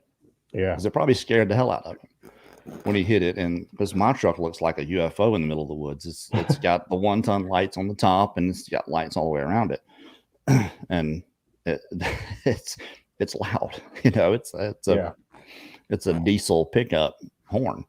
So it was loud going off. So I think that's what upset him. And when I first heard it, I said, that's a hog. And then no, that's you. It sounds like a person out there. But it wasn't leaving. It was just 50 yards out, and it would run like it was going back and forth through the woods. I'm gonna have to check that out. I don't think I saw that. Yeah, it's the second night live from the Florida swamp. It's not very far back in the videos if you go look at it. Yeah. But yeah, that's what I think happened. Could have been anything, you know, but my alarm doesn't go off. Yeah, on my truck. It just doesn't happen. That's weird. Well, I think, you know, with the, I don't want to get off topic or anything, but I think with the, as we all know, you know, if you've been watching the news in the last maybe year, 2 years and a year and a half, they've kind of disclosed the UFO stuff. You know what I mean? Like that's public now. That's out there, and a lot of people, it was already real before it had to be, you know, classified. What did they say? Real. Exactly. What did they say? The exact same thing they're going to say when Sasquatch becomes real. We had no idea. That's my point, man. And I think we're starting to see more of an effort to suppress things than we have before, because I think we're getting close to that. Technology is starting to catch up, and I think it's just really a matter of time. You know, they haven't had to suppress anything with the yawn in my area. Divide. Well, look, just the divide in this subject. Well, yeah, has kept it. Yeah. Has kept anything at all going, and all the experts coming out with, everyone's got a different idea of what's going on out there and what these creatures are and what they do and what they don't do and all this. You know, it's insulting people's intelligence is what it's doing. Good point. That's the way I see that. Someone that can tell you all these things. Mark, what you saw. You got some bad feedback going on there, Mark. I got you muted right now. But all these things that, you know, an intelligent person is going to look into the subject and see and say, what the hell is this? I agree. And never come back. Yeah. Those are the people we need to convince, the ones that just take a peek every now and then. What's going on in the Bigfoot subject these days? Oh, still this junk? Yeah, I don't blame them. That's a good way to put it. Scott Trent, I'm in Upper East Tennessee. I have had things happen that I can't explain while I was fishing. All right. I didn't know that wasn't a question. Sorry about that. Miss Chris says, Carrie, what's your opinion on the man they found ripped apart from Mark's research area in Florida? Alligator. That's what I think. There is a 12-footer out there. And there are probably several 10-footers. And that's all it would take. It's not you know, there's not a ton of gators in this area. It's not, you know, like every time you go, you see one, but they are out there. And to me, that's not what we normally hear from Sasquatch behavior, is them taking and grabbing people and tearing them apart and leaving them out there. It's good for a story. That's all it's good for. But realistically, probably alligators. This guy got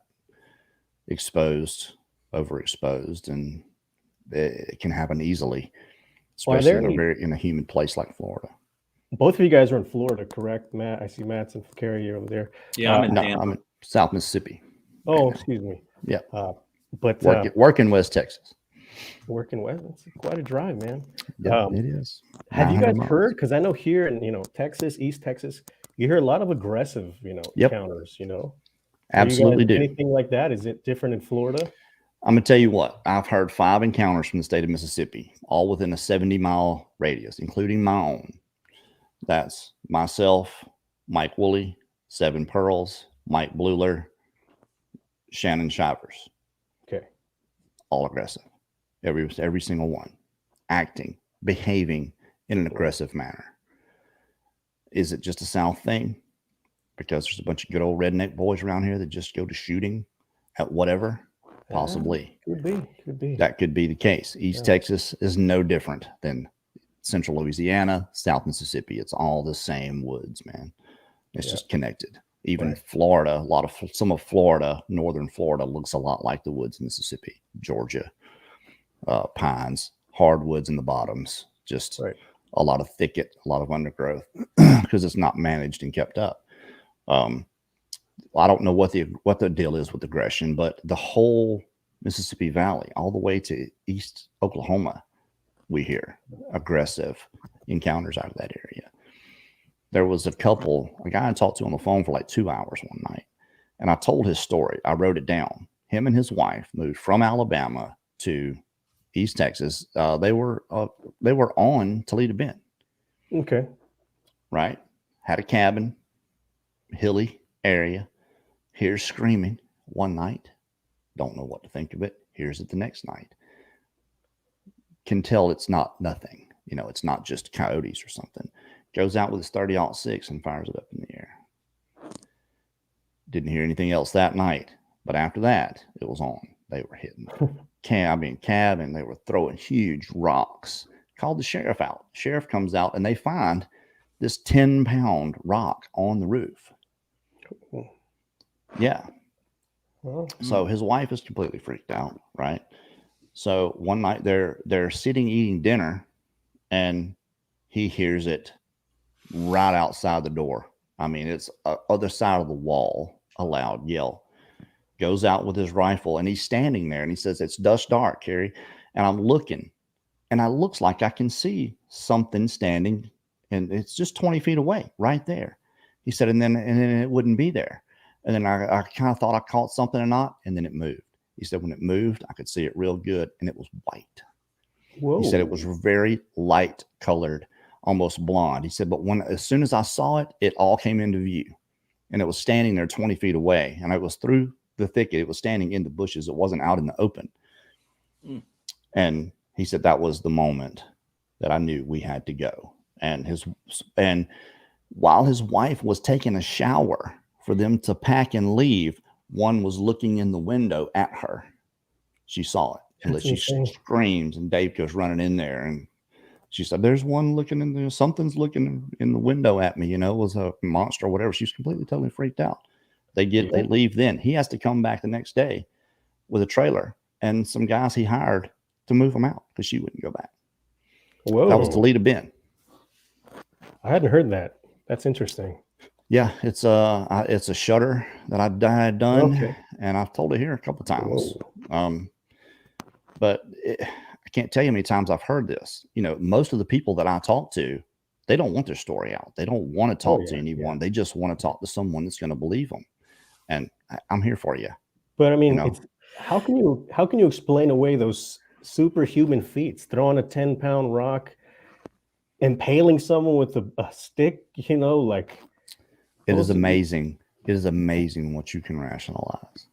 I guess so. When you have you've got no frame of reference.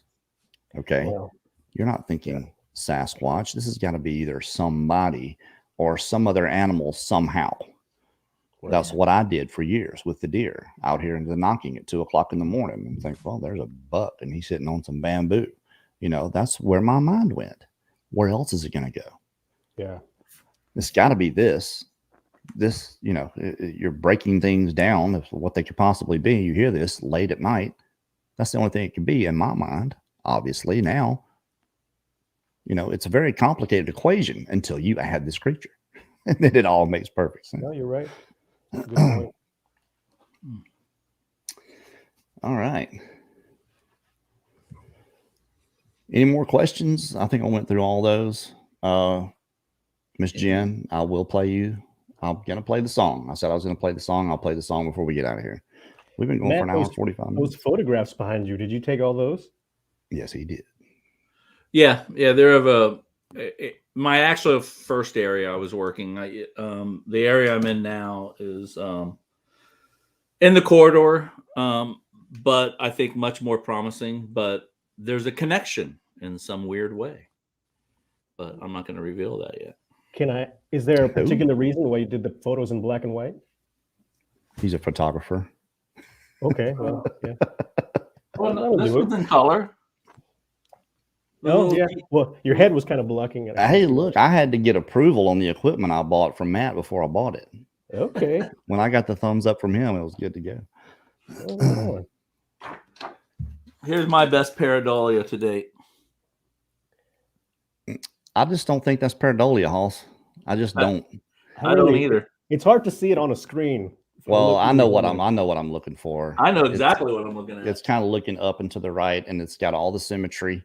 It's got the bone profile. structure. Yeah. It's got the bone structure and the symmetry. And I'll tell you what, I've got it, Eric. Okay. Holler at me or text me, and I'll send it to you. And show I still haven't been back there, but I have not been solo since that day.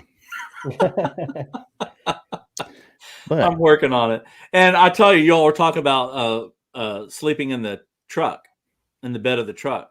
I bought the coolest thing, which is a cot tent. A really nice one. COTT. Yeah. Okay. And super nice. It lays in the back of the truck, really nice, gives you a lot of room, but I bailed out of it 3 times already. I keep running for the truck. I've only lasted one night. And that night something breathed on me and I sounds like me. And I was gone to the truck. You know what? That sounds just like me, except I hope to have some kind of camera going so you guys can see my embarrassing moments when they happen. Randy Sproul asks, what's everyone's opinion on why the woods goes quiet when Sasquatch is around? You know, I've heard that. You know, when predators are around, and there's a mechanism here. And the mechanism that I think is going on, especially at night, are crickets. Because when you step close to crickets, the ones that are chirping are going to shut up, and the ones that heard them are going to shut up, and then the next one's going to shut up, and they're going to shut up. So that's kind of a chain reaction. Whenever crickets stop, the others stop. So we're not giving ourselves away, and it's such a creepy, eerie situation. It's pretty rare, actually, that it happens. I can really only remember a couple of times that it actually happening to me, but I'm in this low area and it's really foggy in the morning, and you know the birds are starting to chirp, and then all of a sudden you don't hear anything, and it's just dead silent, and you get this tinnitus type of ringing from it being so quiet out. Yeah, that happens. So that's what I think. If that happens when Sasquatch are around, I can imagine it's the same mechanism, but why else it would happen, I don't know. Yeah. There are 2 things that I hear about all the time here in my area in Central Texas, and it's the silence. You mentioned crickets, but we also have cicadas that are just super loud. Yep. Oh yeah. Those go quiet at the same time. That gets freaky. I hear about the quietness, and then normally things happening around dusk. I don't know if they're related or not, but they normally go hand in hand. The quietness and right around dusk, and then what we've been looking at are something called forbidden colors, and there's a mix of red and green that our eyes cannot pick up, and I think Sasquatch use this color, not intentionally. I think it's a natural adaptation, a perfect camouflage for people with sensors like ours, animals with sensors like ours. You know, obviously there are dogs especially see well at night. I can imagine Sasquatch or somewhere pretty much along the same lines. People will tell you that they know the way these creatures can see for whatever reason, but we're not ever going to know until we can examine their eyes, you know, exactly how they see. You know, you can say they can see you from a quarter mile away in the dark all you want to. They can, but you know, there's nothing empirical for us to pin that to. That's the problem with this subject. I think you're right about that. I don't know about the color situations, but I think they choose this twilight time where it's not completely dark. Like, you know, I've heard of people had an experience where they had something and it was this twilight time, and they said they used their flashlight, but it wasn't dark enough for their flashlight. It wasn't, you know, light enough, but it wasn't dark enough. So it was right in between. And I don't know. I mean, I think it's by design. They are. I got a picture here somewhere. Yeah, that's a good time period too. Is I use those night driving glasses, yellow lenses, Yeah. and so you definitely want to use that one in Florida. That would definitely help you out, Carrie. It's like literally about that. opening up your camera lens a stop. And you know, you commented on black and white. If you think about it, black and white, if you really, and I've been toying with this, is to make all of my future videos black and white.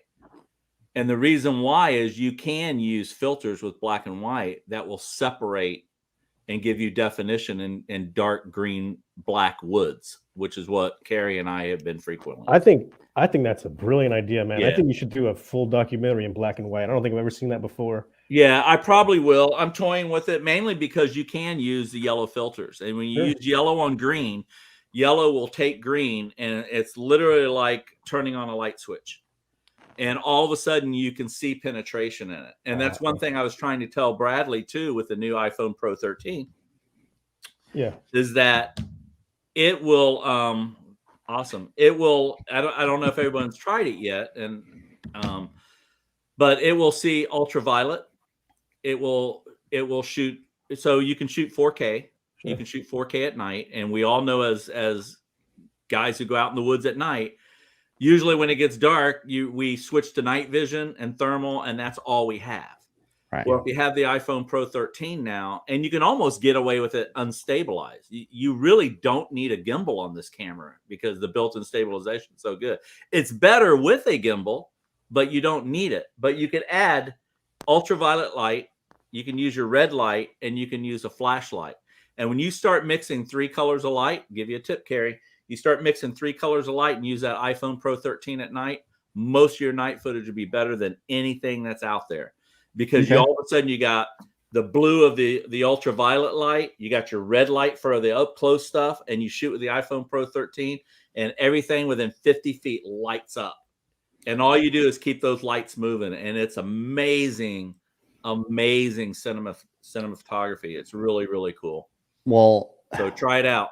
The way I think, and when we shoot the Impossible series, the action at night is going to be in night vision. This to me, it has to be because we're shooting, with the same camera. But for me, it's camera angle, and I do so much better thinking with this camera than I do with my phone.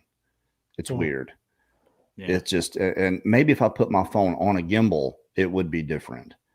But for me, it's all about the narrative and the story and being able to tell the story and people being able to see what's going on clearly and see who's talking clearly, and having, a low angle where they looks like they have stature. And, these are the things that go through my head when I'm out there. It keeps me from thinking about what's in the bushes, Right. So I shoot in night shot because of that, but you may be right. I'd have to get a gimbal and try that and use lights that way. But it's almost, it's like when I'm doing that, all I've got is the IR light and I can't see that. So I can only see what's going on here. If I had a flashlight or something like that shining on someone and doing it that way, it might be different. I don't know. For me, it's as much about the look as it is, what's actually happening. But we'll try it, especially around camp. I mean, what I was interested in the 168, the thing that I was really the most interested in was seeing the Lost Cryptids run the communication and downloading and handling the data. That was impressive. What I was interested in, mainly because I knew what a chore and what a possible train wreck that could be. But when you had that guy assigned to it, I went, oh, okay, this is a game changer. This could go really, really well, or it could still become a nightmare. And I know in the end it was very chaotic, but at least you knew that was an area that needed addressing because, the data and the disk storage is everything. But you had a plan. Hey, look, the way it ended up wasn't bad. Right. It's just 31 different devices. It's a lot of devices in their own, but they've got their own file. So it's not like you can't go and know what device. You just don't know who's filming. You don't know who's behind the camera. That was the only, issue I had with the whole thing. I knew what device it came from and it had a timestamp on it and all that and going through it. But you're absolutely right. Collecting the data was the biggest part of it. And what we ended up with after as much of the story as we had. What's left, there's not much story, but there's a ton of footage. No one's really saying anything. It's just going through the woods and filming. So what Mark and I are doing now when we have time is we're going through it and pulling out what we think is interesting. You know, that this could be, this looks interesting here. Watch, this may have some movement to it. And some of this stuff looks really, he's got one. You can see this guy. You can see his apex. You can see his shoulders. You can see the skin on his face. You just see a bush in front of him. And he's got his, you can see his eye going through. And it's pretty clear. But it's 3 seconds of him. It's right there, and then it's gone. It may be, it may not be, but it is definitely interesting. So we're going to pull those things out and explain what we're seeing and what we think it could possibly be, but still leave it up to the viewer, obviously. And see, and that's the struggle I'm having trouble with is the miles and miles of footage and worrying about whether a story has to be attached. And so I'm coming from it probably like Eric, is that I don't mind having an 1.5-hour documentary up of us going through the woods and nothing really happening. As long as you're talking to me. I'm struggling with whether or not I should even voice it. And I don't add music. So that's the filmmaker in me now. I'm struggling between making the documentary, but I'm concerned about changing the narrative with the music and that sort of thing. But I'm fine with 30 minutes of footage of moving forward through the woods, and because I want to show people that it's not every 5 minutes you have a tree break or a whoop. I think that gets distorted pretty quick. My thing is this: I will watch your video to the end if you're talking to me. If you're telling me, even if it's just through narration, if you're telling me what's going on, what you're seeing, what your perception is, okay? Because obviously the context is stuck inside this box and wherever the camera is, right?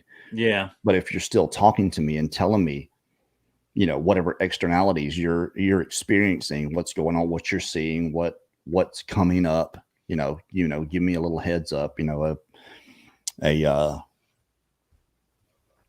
I lost my train of thought. Where you tell me what is happening, give me a spoiler alert. That's what I'm trying to think of.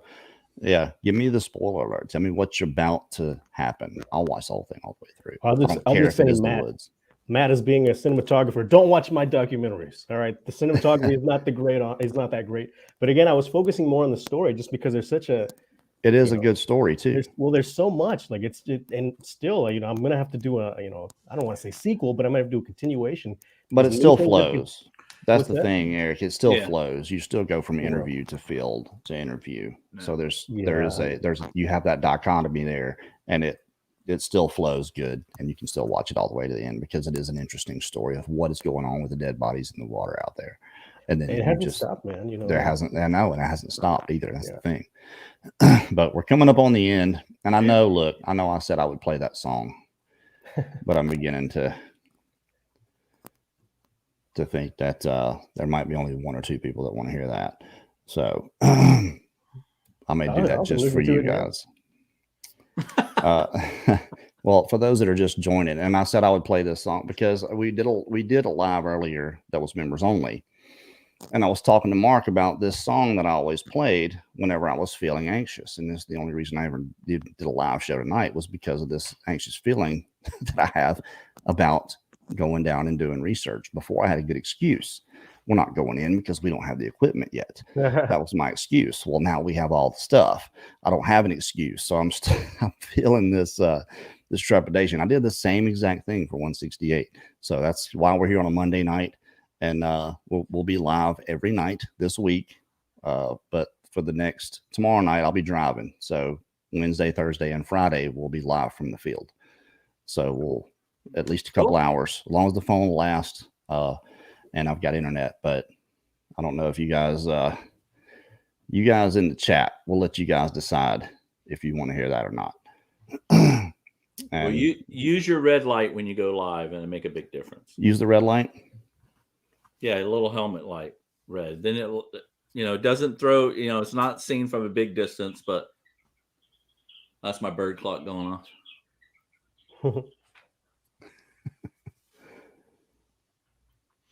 Okay, online sniper. Achromatic skin and diffused light from tree canopy is absorbed, plus skin oil makes them appear green or other ambient colors of Florida. I'm not disagreeing with that. But I'll say this. It does appear sometimes they've put something on their face. And that only makes sense to me. Why a creature that is obviously predisposed to hiding and staying hidden and not getting their picture taken. Yeah, well, that looks like bushes. You know why? Because he's trying to look like the bushes. I think sometimes they're putting something on themselves. What it is, I don't know. But diffusion is a dang good answer, I think. We see it. I think I've got a picture of the capuchin monkeys here. And I do not have it. Daniel, I took a bunch of this stuff down. Where it's not reflecting light. Diffusion is like when you're filming your swimming pool and that reflection, and you can see the pool on the wall. Okay, it's carrying it with it. So the sunlight hits the green and carries the green with it and projects it onto this gray. And it's just an off color from everything else. Most of the time, we call it lima bean green. Let me find one. I had some good stuff here, man, and I don't know what in the heck happened to it. A bunch of drawing Bigfoot pictures are up here. But that's what we call it, lima bean green. If you want to see the lima bean green, guys, hit me on Messenger, and I'll send you the ones we call lima bean green. And you can see the difference in the color of the skin. But it just seems like sometimes it just seems like they're putting something on themselves too, which would only make sense. I mean, why wouldn't you? If you wanted to hide, just put limbs and stuff in your hair and you're just moving bushes along with you. I've seen plenty of images from Mark and Melanie from 2015, 2016, where it seems like this guy has got a limb and he's holding it in front of himself. And then you see him, he's moved in a different area, but the limb has moved. He hasn't. He just moving. When you're moving, he's moving the limb instead of moving himself. So who knows what all these creatures do to stay hidden from us? Yeah, plenty of things. Plenty of things. The only time I see them good is when they're behind something else. That the best stuff that Melanie has gotten, Mark hasn't even gotten the best stuff. Melanie's gotten it. Just doing segments of him over his shoulder is the blinker. Got that guy when they were playing the guitar, and Got Truth. I don't know if you guys have ever seen Got Truth. That is one of the most amazing shots you will ever see. And you put that sucker in black and white. There's no doubting. It's either somebody in a mask or it's a Sasquatch. Simple as that. And that's what we're hoping to get with the long range lens. Chris. All right, there's one. Play the song. All right, I'll play it here in just a few minutes. The music is what I would play when I wanted to calm down. If I was ever thinking about or I had this washed over feeling, I got Sasquatch on the brain, I would always play this one tune, and it's never the same twice, but it's always in the same vein, this music. So I said I would play that, and I'm going to play it. I'll play it before we get out of here. You guys, Eric, you got anything else? Well, no, I'm continuing my work here in the Central Texas, the Brushy Creek area, just doing some digging. I've started doing I guess it's more like a live research thing where I've been doing it the last 2 Saturdays or Sundays, excuse me. And I did one yesterday, which was the sightings that happened in San Antonio, the really detailed sightings about the woman also being impaled. And it was really cool because when I got home, I actually had one of the family members of the people that was involved documenting the cases. They reached out to me this morning, and I got goosebumps. I was like, whoa. And he sent me some other photos that were private photos that their family had gathered. And so I'm really interested to talk to him. I'm going to be talking to him tomorrow, and I might do a live stream with him. But I mean, they were in the thick there. They were taking pictures. They were doing their investigations right at the time all this stuff was happening. So that's really what I've been working on. I'm still doing the Brushy Creek stuff too. So do you have a regular schedule for your live stream? I do it at Sundays at 8 p.m. Yeah, I just started, just did 2 of them. But Hey, we got a look, pretty well, good- if you haven't subscribed to Media Palace, you got Sunday at 8 p.m. We do a live show at 5 p.m. on Sundays usually. That's Daniela's show. And then you guys can go over to Media Palace with Eric and do the 8 p.m. live Yeah, show. Eric, I'll check it out. Thanks, man. Matt, Appreciate don't that. you do a live now and then, don't you? Yeah, I was worried about becoming the talking head. So That's what I'm worried We about. need them, man. We need them. We no, really do. I know, but I need to be in the field more. So what I do is I come on live when I've been out and I can't catch up on the films, and I just really chop some raw footage out on a timeline for about 45 minutes, and I call it raw footage night. And then I bring on whoever was with me, and we just run through the raw footage and talk over it. And I found that to be a lot of fun. But that's funny you mentioned talking to family members, Eric. I'm kind of in the same spot with a new area I'm checking out. Is there's 3 family members I'm reaching out to, and one of them's closer to our family through a stepfather, where he did business with him here in Tampa. And it turned out he lived in one of these areas. And the other one is a ranger who lived out in the corridor, Green Swamp, USF area, who was a ranger for 30 years. And I'm reaching out to him and maybe his sons.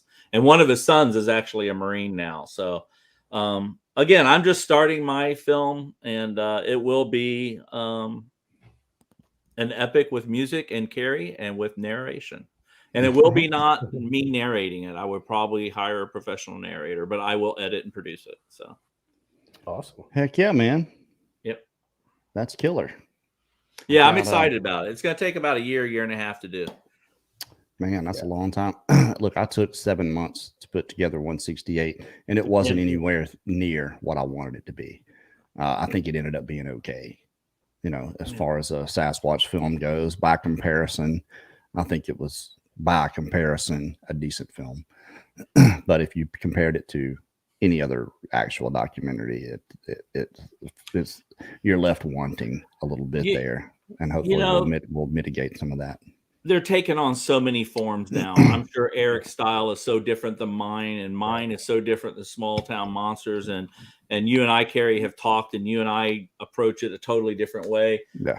There's no right way. There's no wrong way. The audience in the end is really the decision.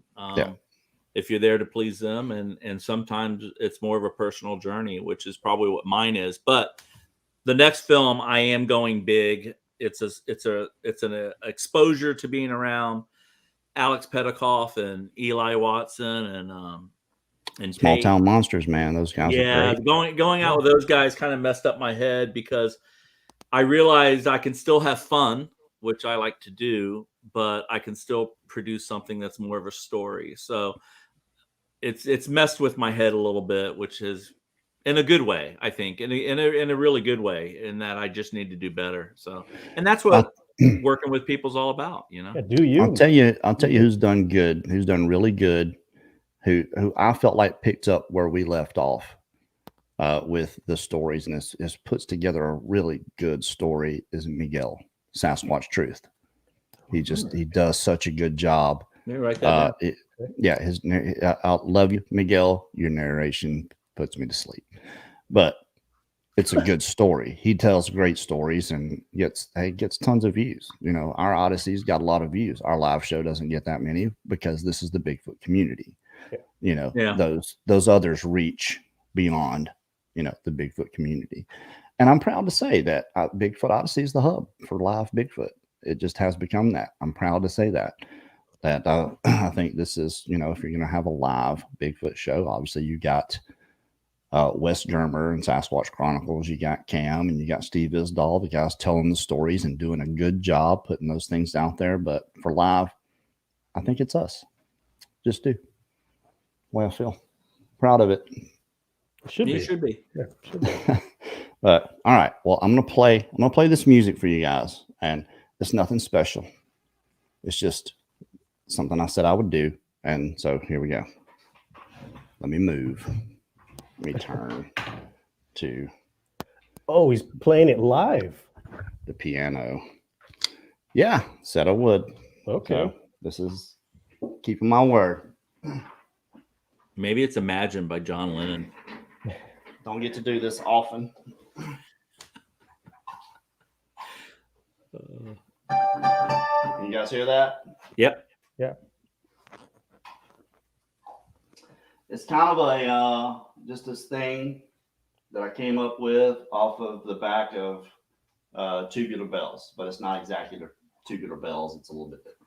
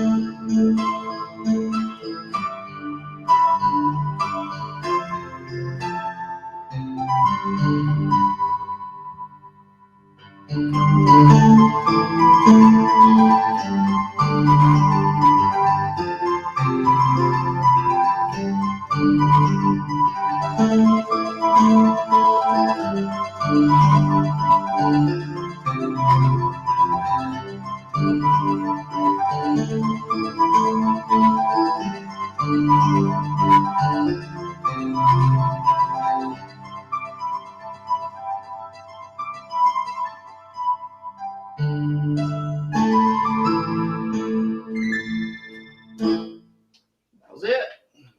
That was what I would play to make myself feel better.